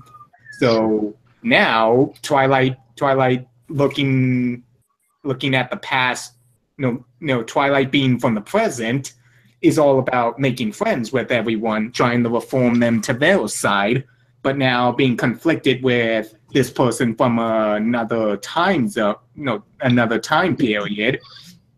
Starswirl, you're from a whole hour before me. Oh my time. But still, the fact that she trusts him because they're from the same time zone. Maybe the villain isn't that open to friendship or anything. And maybe that's why she believes that Starswirl is right in this case, because he's from the same time period. So maybe they did something. Maybe here's a shocker. I'm going to agree with second here. I think that it was more so she just was letting her love of Starswirl and her idleness overcome things. Multiple times in the episode, she praises Starswirl before they summon him. So to me, it kind of seems she was being a little idiot. Well, and I guess not for nothing. I mean, he did literally write the book on this, but yeah. I guess looping back around to how the pillars treated Stygian, I had a thought just now as we were talking. Did all of the pillars assume the worst when Stygian stole the items? Did they assume he had gone bad? Or did Starswirl find out about the theft, make the negative assumption, and then present that negative assumption to the others as fact, and so they believed what he told them? Oh, the latter. I think it's the latter. Yeah, I'm that would be interesting to think about. Yeah. And when you think about it, wasn't that what the main six were doing with Twilight? They were just taking her lead. Mm-hmm. Yeah. So basically, the leaders are at fault here. Our leaders are so at fault. Well, I mean, Twilight pulled through in the end, though. I mean, perspective. Yeah, and if there was no possibility to redeem Stygian and whatnot, their plan technically would have worked. Their plan to just get rid of him. So I mean, I guess. You could make the argument that as much as Twilight was conflicted here, she did have some reason to be, and she did pull through. Mm-hmm. I mean, literally, if we would have gone the bad end for this episode and literally lost the elements essentially. Meanwhile, we still had the pillars. It would have been Twilight would have been why?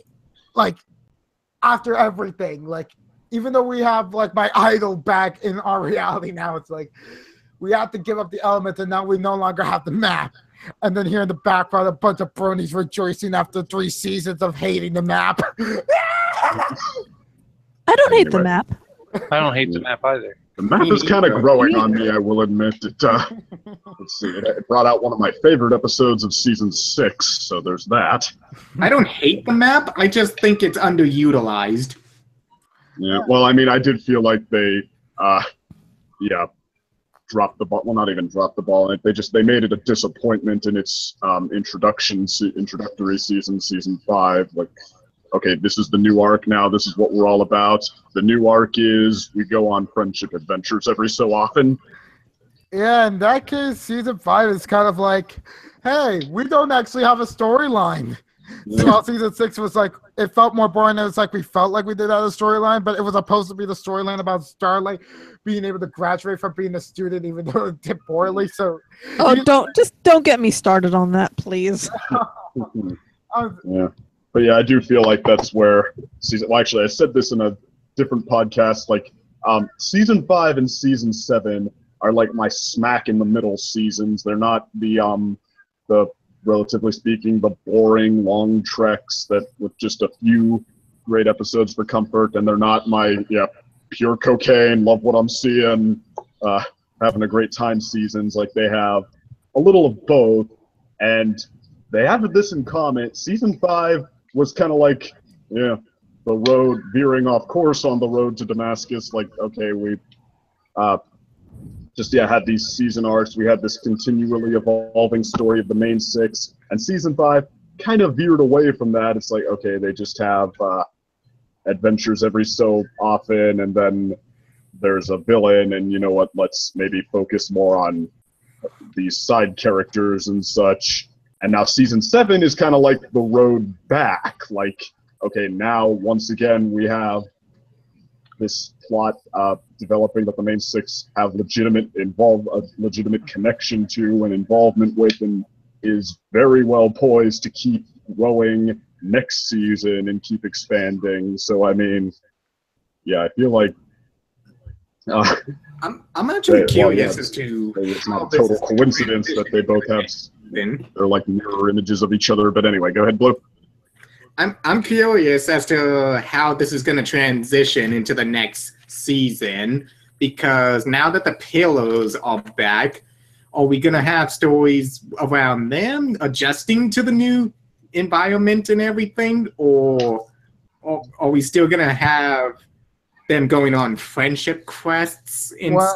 Well, that's something I was going to ask about before we went on this big long tangent. But yeah, it seemed to me like they were kind of putting the new characters on the bus at the end of the episode, saying, "Oh, we're going to just go off and explore our old homelands." And I don't know what they're going to do with the season 8 premiere. But if it's just like, "Oh yeah, they all went off to explore their own homes, and we'll see them whenever it's plot relevant," I'll be very disappointed.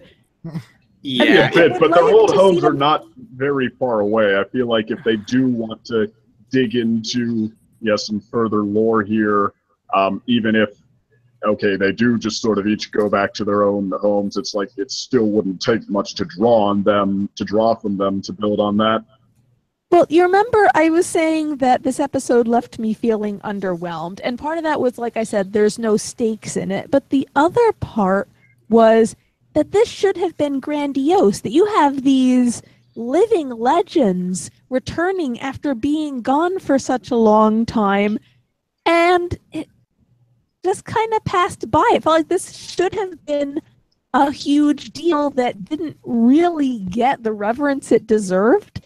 So I would like to see them actually do a little bit more of, oh my goodness, these are living legends who have come back. It's like if King Arthur and Robin Hood came back to modern day Earth. On that topic, if you've seen Dr. Wolf's review of this series, he actually makes a comment saying that he feels this episode should have been the My Little Pony movie. Yes, I felt the same way. This felt more like a cinematic plot than the actual movie did. The movie just felt like an introduction of a new villain. It like an episode. It felt more like a extended episode rather than a movie. So with this one, given that we have 6 pillows and stuff, each of the main 6 could go on a separate path to find the 6 pillow artifacts and stuff, and then as soon as they find them, now we could either be halfway into, like a quarter into the movie, or maybe almost halfway in, and now that's when the Pony of Shadow comes. So now that's when he flesh it out to a full quest, even like cut back and forth between each one, make it seem like a race against the clock or something. Yeah, I can see that. A 24 parody, for example. Yeah. That would have actually made for an interesting movie. Like they should have made Starswirl the center of a movie. Yeah, I completely agree with Dr. Wolf on that. I do too. That idea. Plus, I also have an idea for how we could have actually given this story stakes. You remember how Starswirl was saying that there were these areas in the land that were prone to darkness and shadows, and he thought that the Pony of Shadows was going to use them, and then when they went, they found that these weren't dark places anymore because the times had changed? Uh-huh. What if this story was kicked off by Stygian, by the Pony of Shadows, trying to break free? And in his efforts to break free, the ponies of Equestria found that darkness was growing in these certain places that a long time ago had been shadowy places. Like Manhattan, there was starting to be darkness and shadows and fighting growing up as a result of the Pony of Shadows trying to break free. So Twilight tried to release the pillars as a way of guarding against this encroaching darkness. But instead, or at least to figure out what's up with it. But yeah, that. Oh my God! Yes, but instead she reveals she releases the center of all that darkness. Exactly. So now, and because he's out and about now, those areas become much worse, and now under his control. So now they have very limited places to go. Now that they're under his control, that would actually raise the stakes, because as soon as they release him, now parts of their world are already taken over by him. So and he's trying to grow them and get more powerful. Yeah, so they basically handed him the areas on a silver platter. And maybe the ponies in these areas, because they're becoming overcome by shadows, maybe the ponies start getting filled with fear and anger and other negative emotions and lashing out at each other. Oh God! Well, yeah, and that would have given Twilight a better argument for opening the pillar in the first place. Like, instead of just, like I said, jobbing to Starlight, it would have been more like, okay, Starlight's not wrong, Twilight's not wrong, but I mean. It would have been a much better reason, other than just the fact that, hey, it's Starswirl, I want to bring my idol back. Squeaky, I'm a fangirl. Fangirl equals destruction of you. But on that note, actually, maybe I should back off my hopeful comments for next season, because this show never, ever, ever, ever, ever turns out worse for me than when I'm optimistic. Yeah. Always lower those expectations, man. Yeah, I mean, season six, the season 6 finale was a letdown for me. Like, I didn't really feel that excited towards it, because it's like, hey, actually, I was feeling let down. Where were you for the past 4 seasons? Yeah, I was hopeful coming into season 6, and then I was feeling let down more and more through all of it, and burned out by the end, and by the season finale, where it's like, yeah, I'm sure it's going to be every bit as good as the Crystalling. It was actually pretty good for me. That's like season 4 too. I was like, okay, I didn't like season 3, but hopefully season 4 can step it up, and it was keeping me waiting, and I'm like, okay, I feel like even season 3 was a little bit better, honestly. And then we got Pinky Pride and Simple Ways and Philly Vanilli, and I'm like, wow, did that catch fire really fast? Just the very second I was keeping up on it. It's almost as if every single time you have negative thoughts about something, the opposite comes true. Keep on making him oddly filled with dread. You're like the human Daffy Duck. Like, the opposite of what I was expecting. Yo. Welcome back. That's actually an interesting... This is actually an interesting question. which episodes of each season besides the season finales and season openers stood out amongst the rest? Like with season 4, it was Pinkie Pride. That is an interesting discussion, but it's about 11:30. I don't think I want to get into that right now because that'll take us forever. Can I get to my turn? Yeah. Well, actually, I just first have off, one. Calliope. We're still on my turn, for Christ's sakes. But... Exactly. Well, cast is right after you, so. Okay, I have one more point that I would like to bring up. Okay. Something that I thought was a really clever touch that probably most people didn't get. Stygian's name was really, really clever, and I'm going to explain why for people who don't know the reference. The word Stygian means of or pertaining to the river Styx. In Greek mythology, the Styx was the primary river of the underworld. People had to cross the river Styx in order to get into the realm of the dead. So the Styx has all these associations of death and gloom and crossing the threshold of mortality, all these really dark, gloomy connotations. So it's really fitting for the pony who becomes the pony of shadows, but it also has a second meaning. In addition to being the border of the underworld, the Styx was also the river of binding oaths. Anytime one of the Greek gods had to swear a solemn vow or promise, they would swear by the river Styx. And this oath was so binding that even the most powerful gods, even Zeus himself, couldn't break a promise if they swore by the Styx. And within the context of the story, when Stygian and the Pillars broke their oath to stand together and protect the land, they were all effectually banished to the underworld. Oh, that is clever. Okay. And people think it's being written by monkeys. And people think that Stygian was just like, oh, we're giving you a dark faith name, like you're supposed to be the devil or something. People were actually saying that, but no, that actually makes it a lot better. I know, doesn't it? Oh my god, just yes, like you're giving me more and more reason to love this episode now. I don't know why, but I thought Stygian was first. This is one of my favorites. This is now my official favorite season finale. It used to be Twilight's Kingdom. Not anymore. And before Twilight's Kingdom was a Camelot wedding, but not anymore. Well, we now have a new believer going on to our side now. All right, and with that, I will end my turn. Over to Pat. What will he play on his next turn? Let's see how this duel will go. Well, I'm going to 450. echo some things that Calliope said. Okay, so my big thoughts for this episode are that it's incredibly underwhelming. Like, very underwhelming.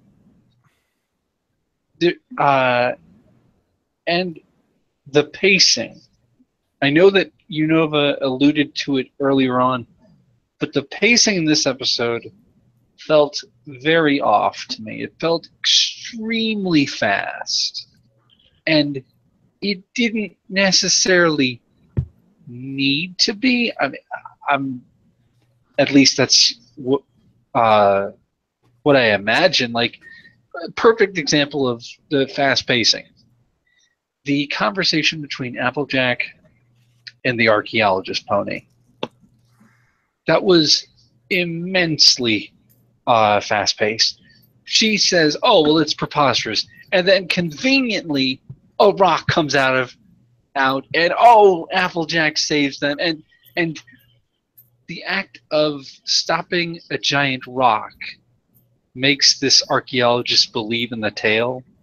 It just seems like, I don't want to use this word, but it seems kind of contrived. Like, there's just so many conveniences that happen in this episode.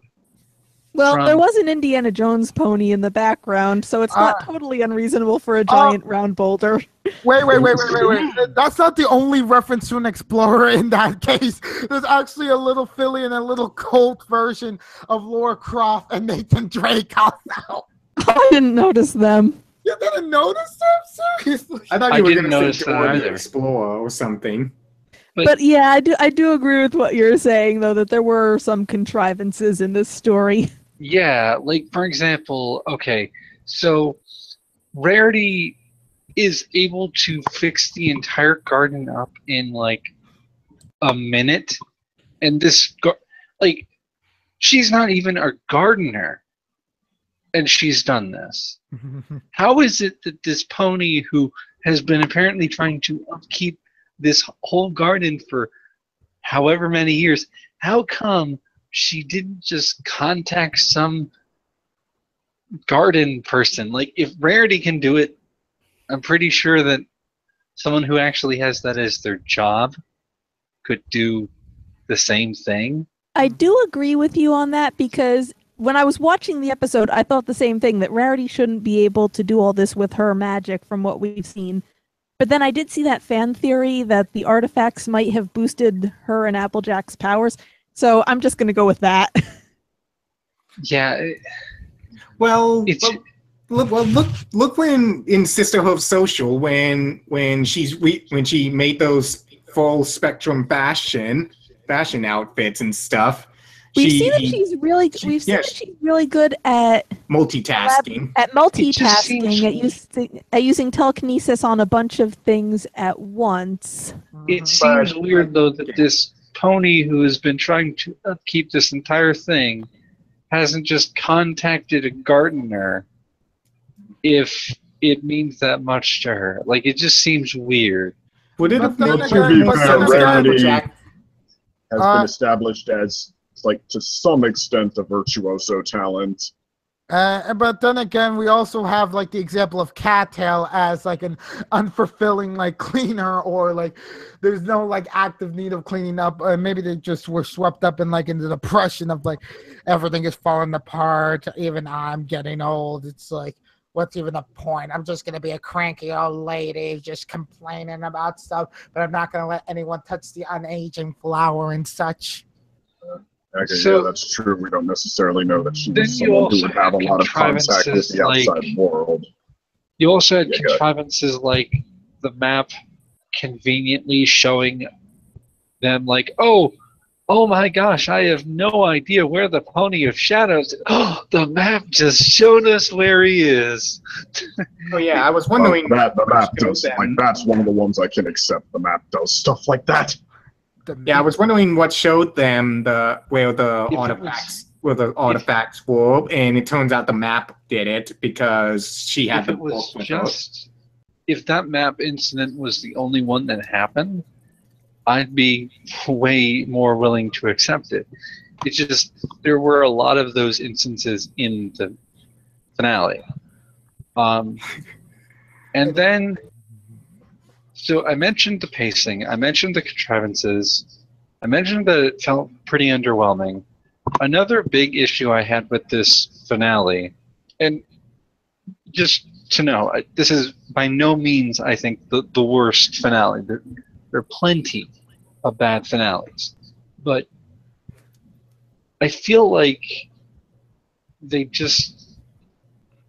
finales like these make me wonder if the show staff is running out of ideas. Because this story seems so similar. It has a lot of parts that are similar to the premiere of the show. Like the first finale, the first two-parter ever. Now, the Pony of Shadows is so similar to Nightmare Moon. You have the map.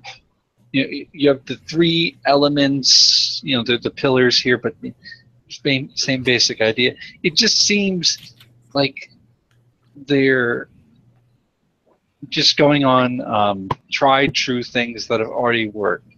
One of my issues with the episode that happened before this one, Uncommon Bonds, which I do like a lot, is that it again kind of rehashed a theme.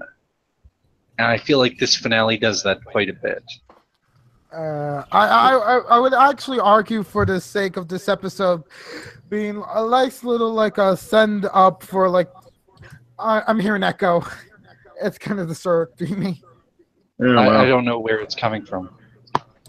Google's gonna Echo? Google. Where? Hello? Still hearing it? Like it really does bother I me hear when I'm the trying. echo, but I'm not. I hear the echo, but I'm not sure where it's coming from. Well, it's not on my end. I had my So far, I sound good. I had my Everybody have microphone muted, so I don't think it can have been me. Okay. Continue going anyways. Yeah, so I was trying to say, like, I felt like the finale didn't show like any sort of like running out of ideas. Like, it just felt like, oh, let's actually reminisce about the series premiere by like having like this nice little like throwback to the beginning. I'm just like, that was really nice. I mean, like I didn't feel like it was like running out of ideas because like to show like how many ideas they crammed into this episode, it's kind of What ideas did they really cram into this finale that were, really exemplary? What did they put in here that isn't just a rehash? Well, let's see. Having the map being There's a used lot for of lore building. having the map being used multi-purposely aside from friendship problems, like reacting Well, to like In the end, it was used for a friendship problem. yeah, and The idea that there are certain places in the land that are predisposed to darkness and shadow. Mhm. Okay, well, I'll give it. The origin of the Tree of Harmony. Okay. Yeah, There's See, also like, I guess you could say that there are cool tidbits like that, but like the basis, the theme of the episode, with redeeming someone who's kind of through envy gone to darkness. It's hard not to see the massive parallels to the first two-parter.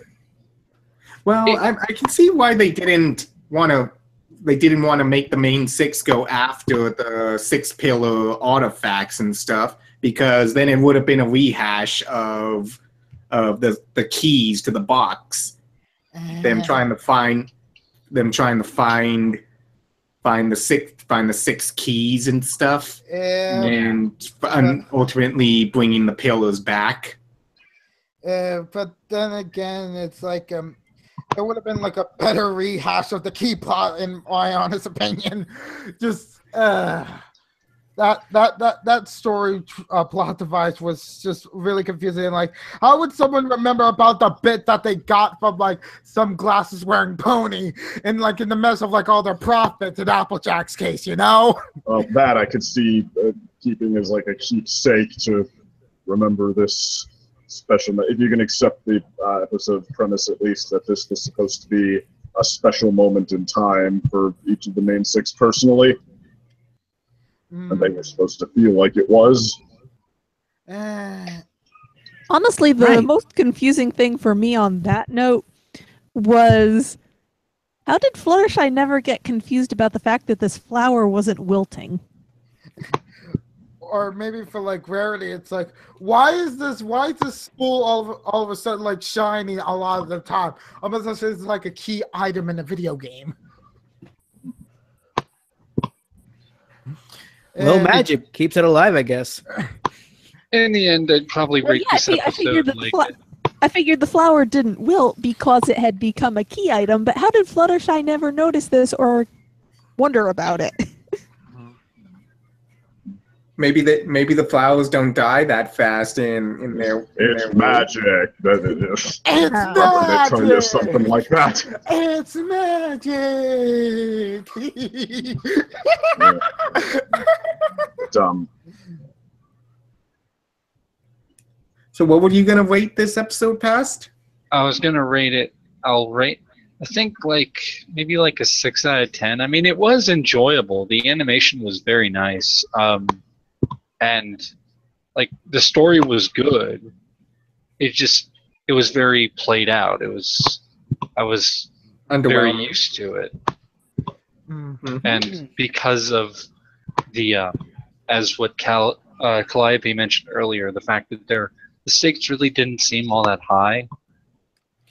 It just kind of made it underwhelming. So like, it didn't feel like this like uber finale. It just kind of felt like, I mean, it was a good episode. Well, the thing is, I was waiting this whole time for them to try to do a season finale or a season story arc around Mage Meadowbrook's 8 enchanted items, but that never got addressed in season 5. It wasn't the main focus of season 6, nor was it the main focus of season 7. So I was confused as to why did they bring it up and everything in the season 5 premiere. When I agree with you, but also something else about Mage Meadowbrook. In the season 5 premiere, when she was first mentioned, Twilight said she was an Eastern unicorn. She said, I haven't studied Eastern unicorns as much as I should have. Which would imply that Mage Meadowbrook was an Eastern unicorn, but it turns out that Mistmane is an Eastern unicorn, and Meadowbrook is a Southern Earth pony. Yeah. Continuity. Southern Earth. Yeah, it makes one of those things like they kind of realize that little detail bit. It's like that one little tidbit that all fans will focus on because they actually have a fair bit of recollection than the normal viewing audience. That said, oh wait, didn't you use the name Meadowbrook before? We were waiting for a storyline, and instead you gave us more Starlight and then time travel and shenanigans. But yeah, I would love to find out what those 8 enchanted items were. Me too, because it would either prove or disprove my comics theories of what they might be. All I could just think of at the moment is maybe the 8 enchanted items are actually like healing items. Even only one of them is a potion, but a lot of them are different treatment methods, cure any sort of type of disease, apparently. Yeah, because it would have been nice to if maybe she was the one behind the items, maybe the what's it called, the 6 pillar artifacts. Maybe she was the source of them and everything, but no, that's not the case. And I doubt they're even gonna address it in season 8 or anything because they have her right there. She could just tell them what they were. Yeah, and it's kind of for me, I understand how the show usually goes with these sorts of characters, just how they treated Luna before and after. It's don't expect too much from the pillars, but expect at least some callbacks to them, possibly within 2 seasons' time. That's all we can really hope for with the way the show is run with these freelancers. I'm curious as to how would everyone else react to the pillars. I mean, the fact that there was an entire festival centered around Starswirl, would people be excited about him? Three's a crowd. Probably. Oh, right, because it's for nerd ponies, right? Hey. We're the educated bunch. Hey, I didn't say I was not a nerd. I said that that's what they presented it as, because Twilight's the only one who's heard of Starswirl. Well, I mean, there was a Daring Do convention, so naturally there should have been a convention for the other characters. If Starswirl has his own convention, it's like, hey, why do you get fans and we don't? I mean, we don't get. I mean, we lost fans to a Egyptian pony has a whole. You know, Marco Polo was not the first guy to walk to China. It was his dad and his uncle. But yeah, that's part of what I was saying before about the episode feeling underwhelming. I mean, these are literal living legends brought into the modern day to live among the common folk once again. And they just kind of brushed that aside. It felt like it should have been this huge, impactful event of, oh my God, these ponies out of legend are coming back. It should be like, again, if Robin Hood or King Arthur came back. Wait a minute.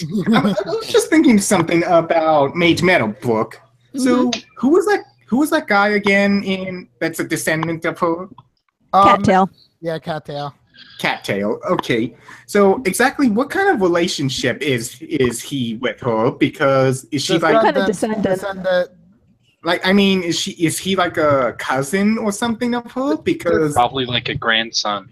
Or like a great grandson. I don't think he is a great grandson or anything because it doesn't look as though Mage Meadowbrook had any children, and it would seem kind of unreasonable for her to leave her child and stuff to go sacrifice herself. Maybe something like a great grand nephew then. Yeah. But anywho, those are my thoughts. It was underwhelming, poor pacing, played out, and pretty good episode, but still just kind of meh. I kind of feel a bit disappointed now, Pass. I thought it was going to be actual stuff I actually want to argue about, but all of your arguments are sound here. Sorry to disappoint you. As for me, it's just the other side of a coin. As for me, I liked the season finale. I felt there was a lot presented here, and it raises more questions that I hope get answered. So it gave a lot more than what the other season finales gave, besides the fact that the build-up wasn't really that good, because we got mostly 3 of the tales of the pillars from the campfire tales. So it's like, and those were supposed to be made up, so we never really got any indication that no, those weren't made up. They were real. We only got that they were real at the season finale. So it's like I didn't really see this season finale coming because nothing was building up to it. And then when it finally does come, it feels somewhat underutilized, that they could have made it a lot better than what we got. I just kind of feel like for like this season in particular, like it feels like a lot of like the legends and a lot of the legends of the pillars and such were crammed into the second half, if only because Josh Haber only had editing credits for like the second half of season 7. And if we had full control during the season, it would have been evenly split out more. What was whose fault this season? But on the bright side, at least they didn't have a song. Oh yeah, I forgot there was no song in there, right? Oh yeah. Yeah, like the last time we had a song in the finale was season 5. Season 5 was shit. Friends can change the world, you see. Like, actually, that song really makes me laugh because, like we went on and on about Starlight, but yeah, that to me, there's no difference basically than if they'd done that with Tearache or Nightmare Moon or something. So I see her doing the dancing with the friends and doing all the friendship activities, and I just picture them in the same spot, and I'm laughing as hard as I can.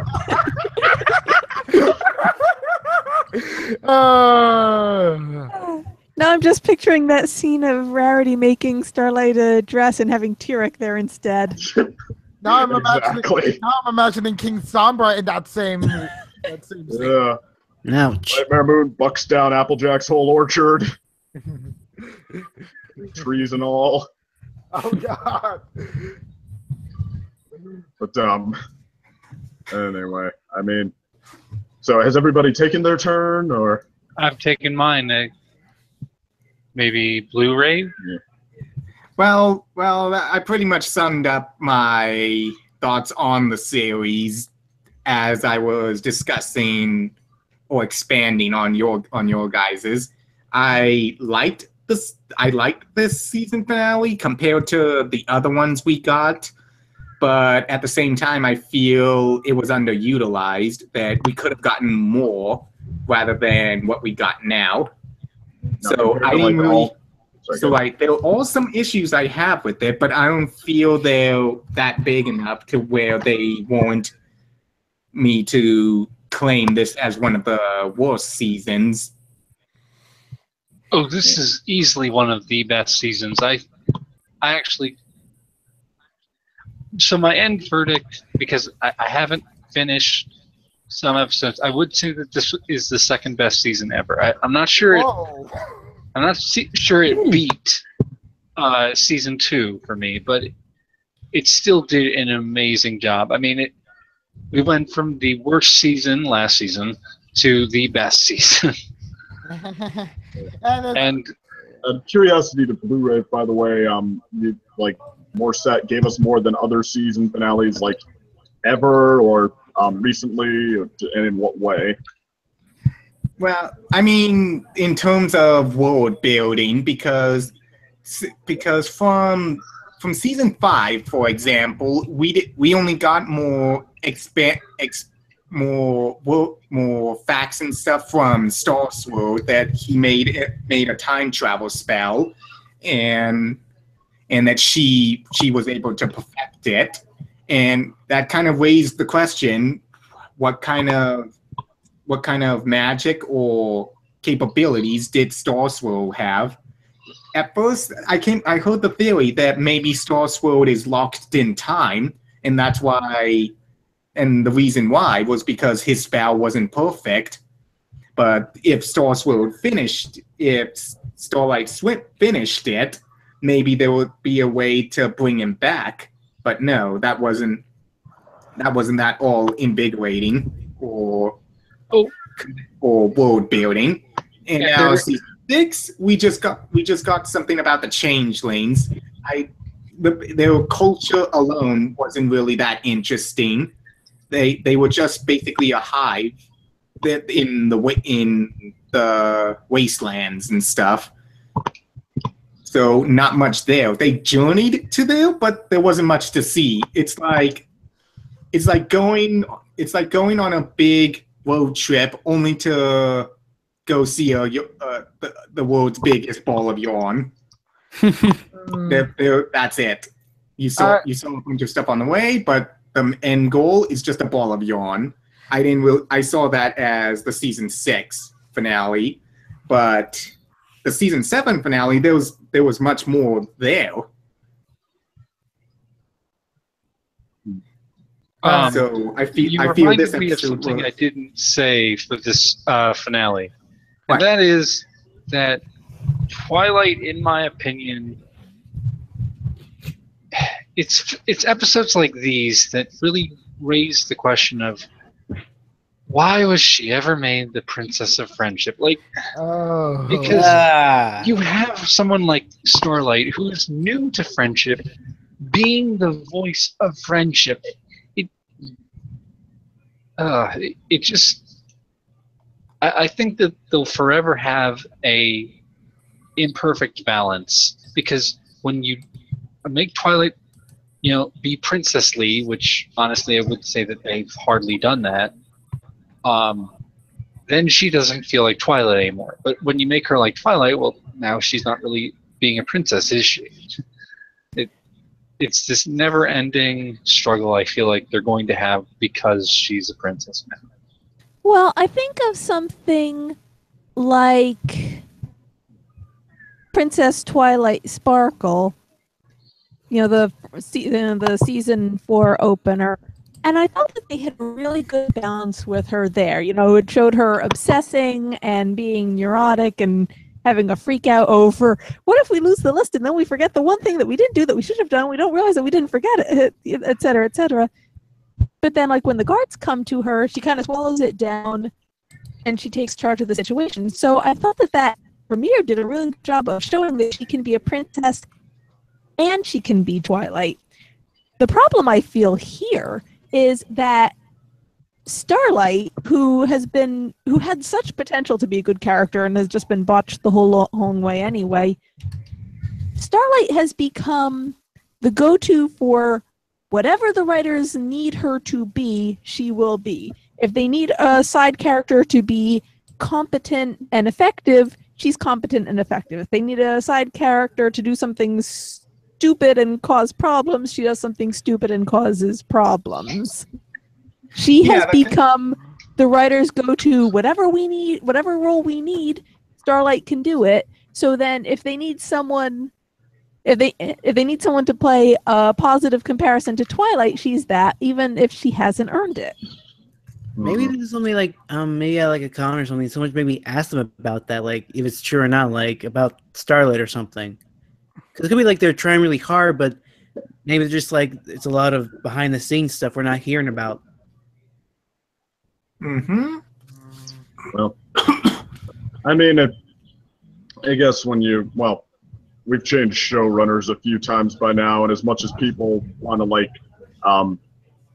downplay that, stop saying the show can't be good anymore just because they're not here. And I mean, granted, I would agree, don't say that, but the fact of the matter is, having a consistent, evolving vision is kind of hard when that vision keeps changing hands. I mean, you can't think and feel exactly what someone else is thinking and feeling. So, I mean, I would say though that I don't think that they've had a plan from the get-go. I mean, not to interrupt, but do I sound okay? Someone in the comments in the chat is saying that my voice is robotic. There was like a very brief period a while back, and then otherwise, no. Okay. Yeah. I just kind of sort of feel like season 7 kind of shows that argument completely with like Joanna Lewis and Christine Sanko's vision for like season 7 for the first half being very slice of lifey, like to the extreme, while it being a good direction. Meanwhile, Josh Haber is like, okay, I have limited time. This is basically season 3. I just have to make sure all these epic storyline elements come together into a fantastic finale. Go Campfire Tales. Go explain half of the legends. Go on the 2 episodes. Explain my story about the other 2. And I won't explain about Starswirl because everyone else who's actually watched the show knows about him. Oh, wait. Maybe, but heck, I'm all about the second half of this season. That was a huge comeback for me. I'm not insulting it. Yeah. I'm not insulting it. I'm just saying, like, it kind of feels like Josh Haber was kind of given like the season 3 stick, sort of similar to like Polsky / McCarthy. I mean, maybe. I don't know exactly what the deal behind the scenes were, like why Josh Haber ended up becoming a story editor again halfway through, but for whatever reason, like, yeah, contrary to everything that should have been the case, I felt like I started getting more episodes I liked about that time. Wait, what about Josh Haber? He was the story editor for season 6, and for whatever reason, he became one of the story editors again halfway through this season. Including the writer for the finale. Yep. And I don't know. Well, I mean, I made never season 7. And I thought that was trash. So he made season. You said he made season 7. Did you mean season 6? yeah, season 6. I wonder how Starswirl will react to Twilight's costume of him. Probably the same way like Fluttershy would talk to Rarity over in Student in Success.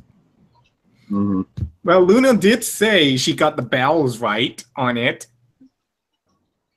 Commemorative costume. Now even got the bells right on it. Oh, also now, all those pictures of Starswirl that people made, nope, that's not what he looks like. He doesn't have yellow eyes, unfortunately. He, in fact, is a blue-eyed magician. Blue eyes. Sorry. Oh yeah, I want to look up design the Starswirl now and see how they differ. It's like everyone mostly gets the gray white. It's just the eye color, and now the size of the pony. Okay. Oh, hey, Pass. Someone in the chat wants to say hi to you. Oh, hello. Okay. What's their username? Okay, the problem with most of Zodia. the designs is that he's not as tall as the actual episode. Yeah. Yeah, and his beard is too. His beard is too big and too detailed. Like his beard in the series isn't that detailed. It's just one of those smooth hook beards. But all of these have ridges and bigger swirls. To be fair, Starswirl as a character was made into a thing in season 2, and that was before we had all these oddballish pony body types. You know, the tall pony type didn't exist back then. Oh wait, Flim and Flam, Mr. Cake.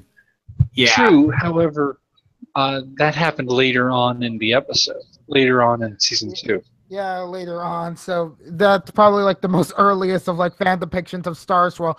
And since it was so early season 2, he was more accepted into the canon than the later additions to the history of Equestria.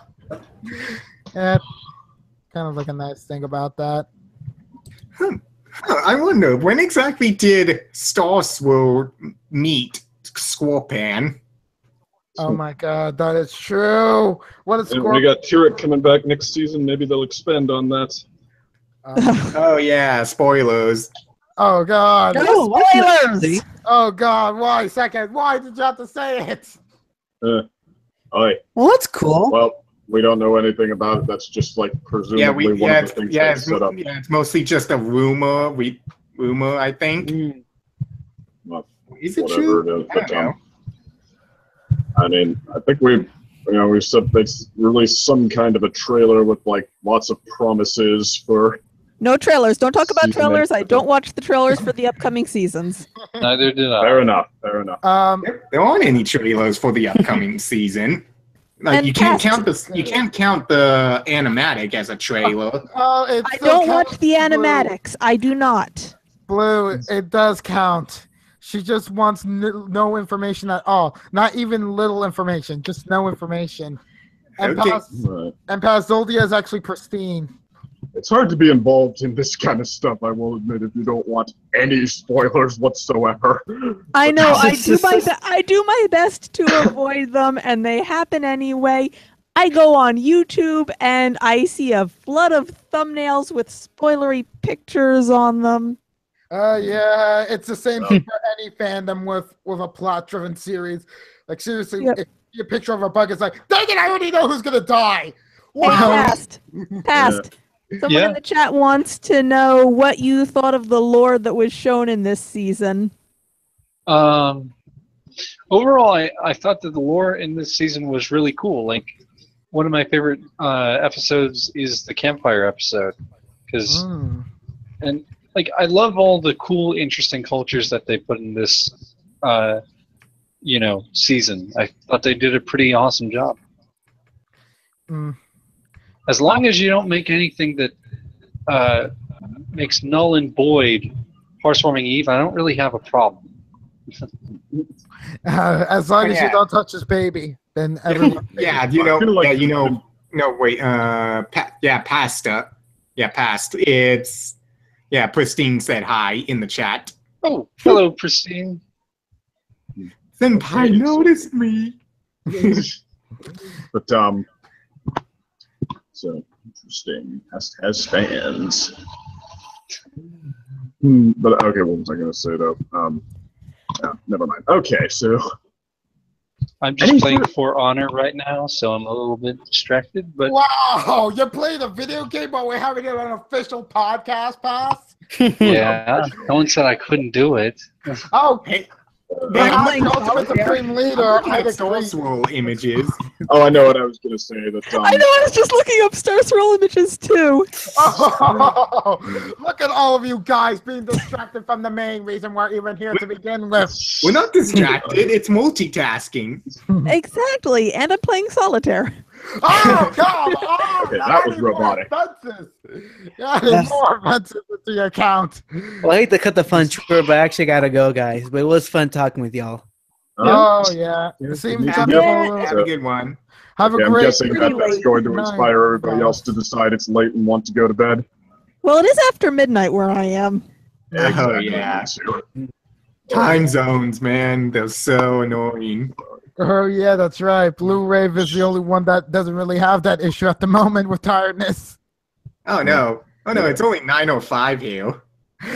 Right. And we actually started at 9 o'clock over here on our side. Yeah, I mean, I'm a total night owl, but this is kind of pushing it for me too. Dumb. No I will problem. say though, okay, as this season goes, like I think, yeah, my final thoughts. I said a lot of them. You know, most of the problems I had. That okay, I do agree. It was kind of maybe not rushed, but like fast, flat out rushed. But yeah, fast paced. It was a little clunky. And actually, I had even more of a problem with the fact that just what it drew on, plain and simply, wasn't as awesome as some of my favorite season finales. Like, I don't think it's a Canterlot Wedding. I don't think it's another Twilight's Kingdom. It pulls out these characters. Yeah, like Blue Rave said, it tells us they're a thing right now, just like right at the start of the episode, and expects to, yeah, just basically pull out this premise for us to be interested in, as though we've been following it the whole time. Like, compare it to, okay, Twilight's evolving journey and, like, yeah, stepping up to the plate as princess. Okay, that's something we have a longer running connection to, a deeper investment in. And okay, so yeah, that how it was kind of scattered in what it put its focus on, like just little scenes with all the main six. So plain and simply didn't think it had the chance to draw as much power. And yet, I think this is still my favorite episode of the season. Like, this, I don't know, well, sometimes I seem bad at just Even hating better the than things that people. Perfect Pair? Yeah, well, Perfect Pair was my shoo-in to win, but not so much because it's my all-time favorite, because, like, basically I agreed with everybody that it was an A-grade episode, and it was a true A-grade episode, and it was pretty much the only one on my card for a while. Like, there were some A-minuses in there, but yeah, Perfect Pair, I thought, like, yeah, I'm bad at loving the things people tell me to love and at hating the things people tell me to hate, but I mean, it kind of seemed like a really good, like, jack of all trades episode. Oh, yeah, there's two past analysis. The second offense of using the mirror pool for your own purposes of multitasking. I didn't mean to. Mean to and but yeah, doing like the Perfect offense. Pair. Let's make fun of past some more. I changed my mind. But anyway, okay, nobody wants to follow that up. All right, but yeah, I was okay. Perfect Pair, kind of like jack of all trades. It was good at romance. It was good at yeah, sensitive little family moments. It was good at storytelling. I feel like I've seen better examples of all of the above in other cartoons and stuff. Like, it was great, but like I mean, yeah, I didn't have quite as strong a reaction to it as some people. So second, this, what? Sorry, second. I was just gonna interject saying, like, same here, bro. Like,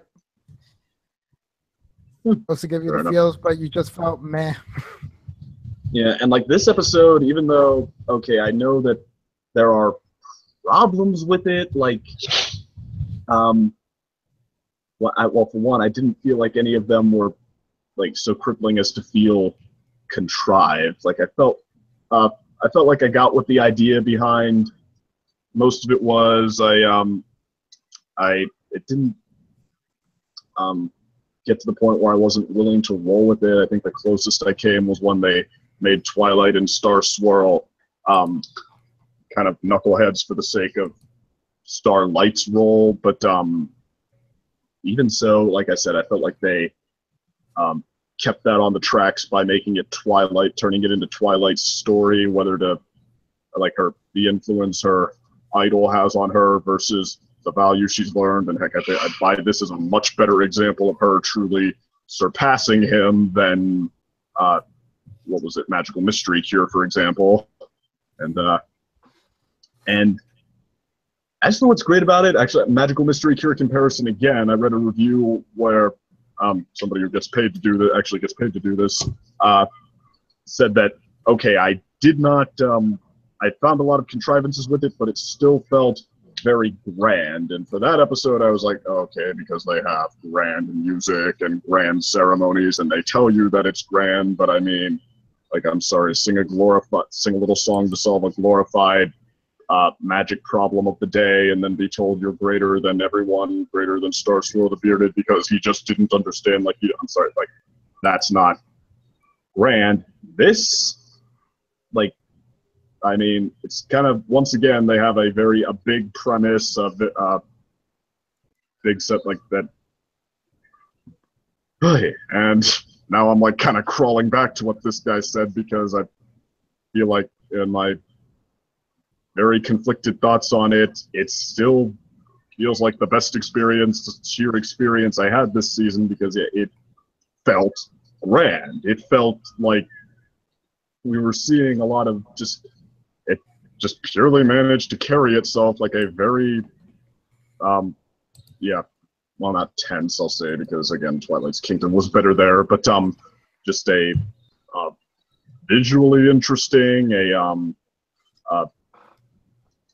episode with a very clear mood and very significant events that I do this time really believe are significant. That these ponies coming back in the journal, and I know I'm not making the most convincing argument for it, but I mean, and like, actually, it's not, like I said, my favorite season finale. I mean, I'm or even season my one favorite finale.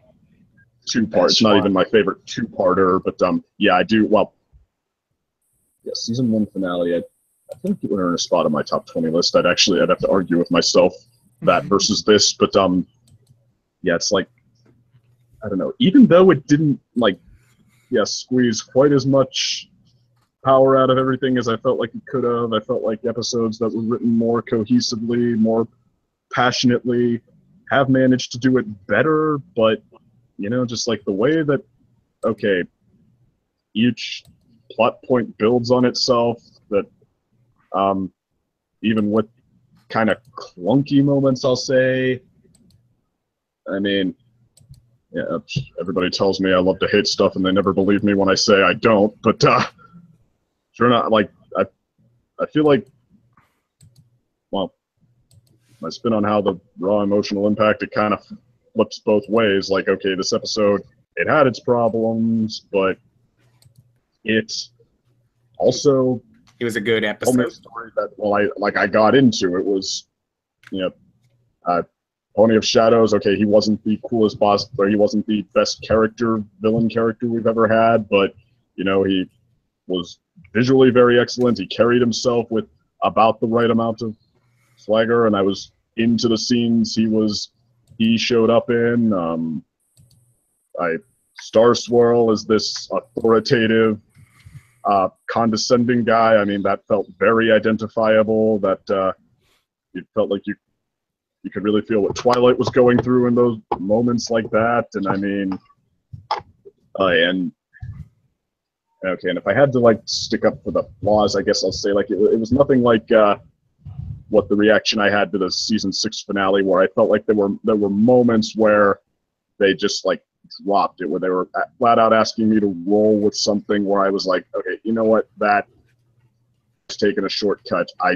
You're taking me out of the moment there. There weren't any moments like that here. There was no the Pony of Shadows just wins off screen because the plot requires him to, or he gains the upper hand off screen, corrupting ponies or whatever because the plot requires him to. There was no. I thought it was funny that he was mentioned in season 4 in the castle. So, you're the Pony of Shadows? The Pony of what? And then it ends with that glimpse of that Pony of Shadow and stuff, and yet it didn't look anything like the actual Pony of Shadows. I think it was supposed to just be Tyrek in a cloak and stuff. Yeah, I like the theory that was Tyrek. Yeah. Although, I will say, from a folklore point of view, I like how it showed the legends getting twisted. Originally, Nightmare Moon and the Pony of Shadows were two separate legends. And over time and the oral tradition, they got twined together so that people were saying that the Pony of Shadows was a result of Nightmare Moon. And that's something that really happens when stories are passed down orally over many generations. Stories either diverge and go different directions, or different stories get merged together. So what would you say the whole consensus on this season finale is? Okay, well, the fans who browse around forums and maybe don't remember to a T what they thought of every episode when they saw it, they're all, screaming and cheering and foaming at the mouth and loving it. And the fans who, like us, who have too much time on their hands, who are reviewing episodes and such, I think it's been mixed to positive, ranging from it's Unova love like Unovas to I enjoyed it, but there were a lot of problems and it's nothing special. Same here. I liked it, but I just thought there were things that could have been done better. It's kind of a 8 out of 10 for me. For me, it's certainly an episode that has a lot of the elements I would certainly like in an episode come to pass at last. The series almost lost me at season 6. Season 7 was kind of a bit I constantly was giving goods and grades and such. Except for until we get into the 10s with a royal problem, then we got ourselves discord and harmony, not asking for anything. It was the early teen episodes. I was really liking, but then afterwards was a whole much of nothing until A Health of Information came out. I was like, this is my favorite episode of the season so far. Oh man, I can't wait for the season finale because I heard some good things about it, and I was like, this is better than even my wildest dreams can imagine for the show. So I have some select few episodes that I would really rank in my favorite top, probably in top 20 and such. Not to say season 7 is the best, because it definitely has some meh episodes and also has some disappointments Daring Done and Secrets and Pies. Basically all the Pass, you take him for Daring Done, I'll take him for Secrets and Pies. Great episode. Haven't seen that one yet. Okay. So he might join my side, and then we might be able to double team you. I also didn't. I said he could have you for Daring Done if he gave me Secrets and Pies. But what's a good comparison for Secrets and Pies? It's like a Mystery on the Friendship Express sort of an episode where, okay, if you like them just kind of getting into Pinkie Pie's antics as much as they can, just trying to be as creative and as fun-loving as they can with that. If you go for that, and also some fun Rainbow Dash moments. Yeah, that too. It's a Pinkie Rainbow Dash episode, and I felt like it made Rainbow Dash the catalyst to Pinkie Pie's stuff. So apparently Rainbow Dash can move at the speed of a blink. That was a stroke of minor genius right there. It was God. It was okay, Rainbow. So you have super awesome reflexes like that. Are you telling me you're not actually superhero pony? Because not even normal Pegasi can do that. We've seen how fast she can fly with the flying away from Starswirl in No Second Prances. She breaks the sound barrier, and she's gone in the blink of an eye. That's what I'm talking about. Take advantage of the creative possibilities. Have fun with this. Oh yeah. So I don't think anyone here really dislikes the episode, but just felt it was underutilized or could have been better. Yeah, it's I did not like the fact that Rainbow lied, because nobody does that about your favorite desserts that somebody likes to make. Persine, sometimes it takes a certain writer to make a line into a very appreciated art. In Secrets and Pies, that really wasn't the case at all. But don't give up. But like, there might be other times in which like they might be able to use the theme of lies and truths a lot more appropriately. I mean, I don't know, a certain visual novel, perhaps. I'm sorry, I thought it was like exactly along the lines of how people do stuff like that. She said, "I don't like secrets and pies at all." I love, but Snogwitz says, "I love the writing of secrets and pies." You love the what? The writing. Thank you. Go Snog. Pinky was awesome. Okay, so I think this will forever be a civil war in the season 7 reviewing community. Are you for the secrets or are you for the pies? Well, I love Well, I'm pies, kind of hungry right now, so I'm kind of for the pies. Well, to be honest, that episode left me feeling a little bit meh. Wait, I can see like having strong, like semi-strong negative reactions to it, but why meh?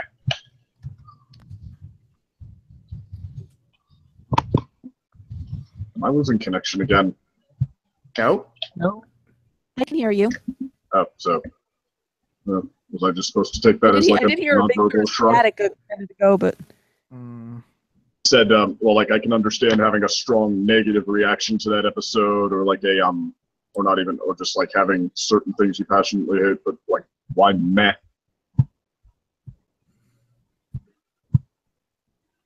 Am I still not coming through? No, you are. I hear you fine. So the question I just asked, why meh? What was the question? Why do you think Secrets and Pies was meh in your eyes? There wasn't anything in it that I really loved, and there wasn't anything in it that I really hated. Oh, Yeah, because it was just her being upset that Rainbow wasn't eating the pies. So it's like, why make that an episode? It's like trying to make an episode as to why all of Rarity's friends didn't like the specific outfit she made. That's kind of what that episode felt to me. Pristine, I've went through research and came up with that argument whenever the podcast for that episode happened. Don't worry. But Oh my god, that is so true. Rainbow Dash had to eat a pie in the Sisterhood Social Ways. although I've been in a pie eating contest, you're not really supposed to taste them so much as you're just supposed to like get as much out of the tin as you possibly can. Yeah, plus I believe that Rainbow hates losing more than she hates pie. Yeah. That, and she had to know that she didn't like pies from something. Yeah. So yeah, well, moments shared with Scootaloo. How quaint. Anyway. But yeah, I've seen that brought up before.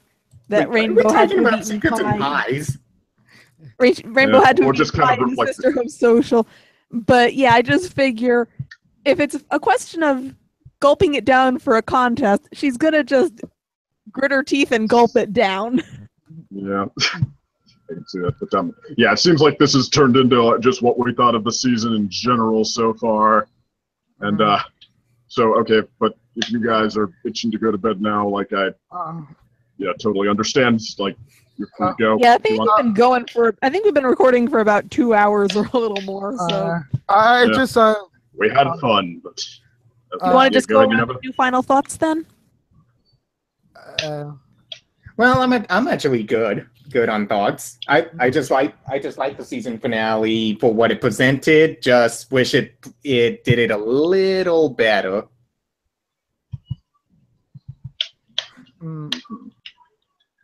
And actually, me too. But yeah, I still feel like I have to give it an A though. And Past already said that you rated it a 7 out of 10. 6. 6 out of 10. I don't know why I said 7. Oh wait, that's what I was gonna. That's the score I was thinking of giving it. That's why 7 out of 10. But no, I settled on 8 out of 10 because I liked more in it than I disliked. Well, if we're gonna give like final thoughts, I'm certainly gonna say like this is not even gonna be the end of my thoughts, as hopefully by next week, I'm actually gonna have like a video on the season finale out of my channel. Actually, Nice. yeah, it's actually gonna be like a collab. So yeah, I'm actually getting back into reviewing for a bit. So Oh, I think I saw the preview for it on what's his name? Chalkfee. Chalkfee. Yeah, Chalkfee. Shout out to Chalkfee. Your videos are cool. And he's the first reveal or analysis to have a bunny, to have an actual rabbit as an OC. That's cool. Yeah, so Ain't your bunny eat your heart out. Yeah, so hopefully you guys hopefully I could get some people to actually draw up attention for that, because it's been a long time since I actually done it. Been 2 years really. All right. Cool. Been getting by reviewing and stuff like this, but now you're moving back to solo projects. Well, it's still technically a collab with someone else. All my reviews have technically been collaborative efforts, but we also have another thing we have to make mention here before we sign off here. Isn't that right, Second? Alrighty then. I'll let Blu-ray take it away. Okay. So, for those of you that follow Little Shy FIM, the one behind the Everything Is Wrong series with the My Little Pony, so he's currently doing a vote right now for the top 10 videos of pony videos of October, and if you can, to all of the viewers out there, well, all of our viewers right now, I would love it if you guys could vote for the Friendship Zone in your top 10 votes of pony videos for the month of October. The voting ends November 7th, so be sure to get your votes in by that time. And remember, it has to be the entire title of the video. Don't give any links, don't give any small titles, just it has to be the entire title of the video. So if you can, please vote for the Friendship Zone. Here.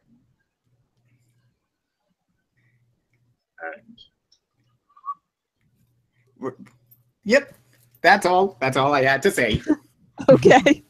In the Friendship Zone. Yay. In the Friendship Zone, it's like the Friend Zone, except they're shipping. Yeah. Oh, wow! I just got that. Yeah, that was a joke someone made in the comments section of the video. So I really liked it. I'm sure my pony parody of Mexican radio would win if it hadn't come out in September, but it did, so I guess we got to go with the Friendship Zone. Oh yes. Oh yeah. You do need at least 5 other videos to vote for your vote to count. So by all means, vote for 5 or 10 videos. There was a lot of great videos that came out in October, so I highly suggest you vote for some of those videos too. Just if you can, just make the Friendship Zone one of them. Okay, but I guess seriously though, now we need to. Oh wait a minute! Somebody just asked us to do karaoke right now, which I would have normally glossed over, but I find myself oddly tempted. Does anybody want to stretch their singing voice here? No. I don't sound good when I sing, but sure, why not? All right. Yeah. Woo! Well, we should all Okay. sing together, I think. Oh. Okay. All right, The world we have to deal with lag. presents some problems and we don't know what to do. You come to find your feelings aren't exactly what you knew. The odds are stacked quite poorly if without a winning hand. But bear in mind your bearing's only worse if you don't chin up. Don't bet on sinking ships because they'll turn your chips to trash. You've got to set your sights in hopes and settings not to crash. The truth may seem quite bleak if you don't make your plans unfold, but I would not let that mod my opinion. And that's all I'm gonna sing. I've been working so hard. I'm stamping my card. 8 hours for what? No time exists in the rift, but I got this feeling. Celestia's putting the sun down. I'll buck the ceiling. No more of life in our town. Now I gotta cut loose, hoof loose, ring toss your Sunday shoes. Cheese and Pinky, pull me off of my knees. Mac, get back. Make room for Applejack, pink coats and blues. Everybody cut hoof loose. Okay, let me try this now, okay? I never claim to be perfect. My mistakes are written in ink. None of us claim to be perfect. And it's sad if that's what you all think. Our flaws helped us make us so special. They bond us and keep us strong. Our flaws are what brought us together. So stop acting like something's wrong. We're not flawless. We're work in progress. We got dents and we got quirks. But it's our flaws, that make us work. Yeah, we're not flawless. We're work in progress. So tell me what flaws you got to. Because that is like what's flawed about you. Lag is still a thing, but awesome. Okay. Next. All right, me. All you have to do is take a cup of flour, add it to the mix. Then just take a little something sweet, not sour, a bit of salt, just a pinch. Baking these treats is such a sin. Add a teaspoon of vanilla. Add a little more and you count to 4 and you never get your fill. Cupcakes, so sweet and tasty cupcakes. Don't be too hasty, cupcakes. Cupcakes, cupcakes, cupcakes.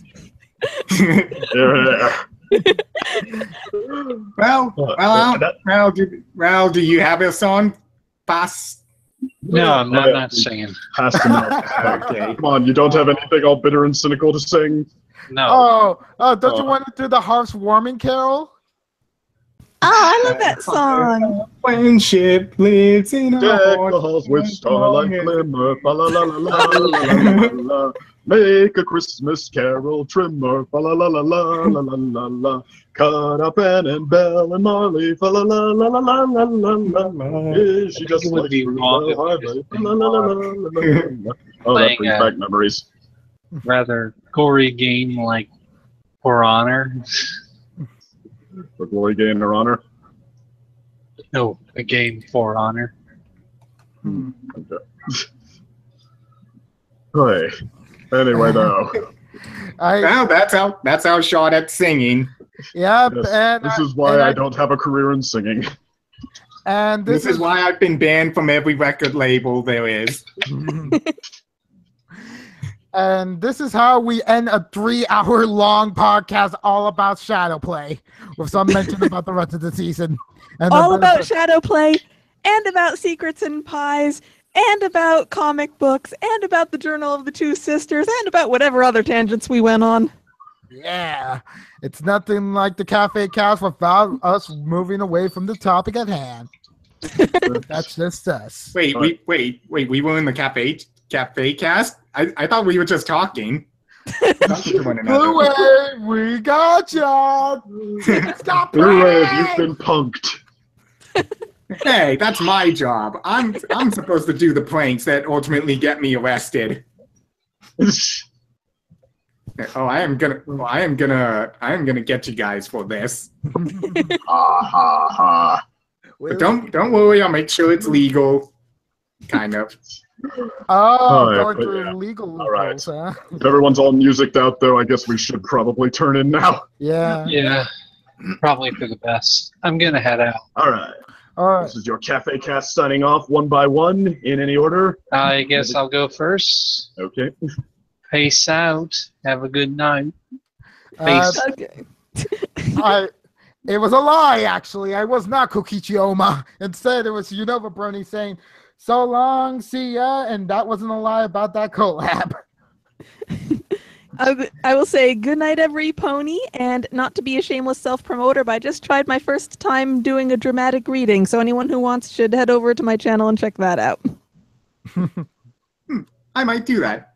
Stuff like that makes me wish I'd done a Halloween project. Aw. And this is Blue Wave. And this is Blue Wave, the Waving Lunatic, and saying goodbye to all you ponies, griffins, changelings, and whatever species is in between. Oh, that's just me. This is the second opinion, and from a critic first and a fan second, I love you all. Class dismissed.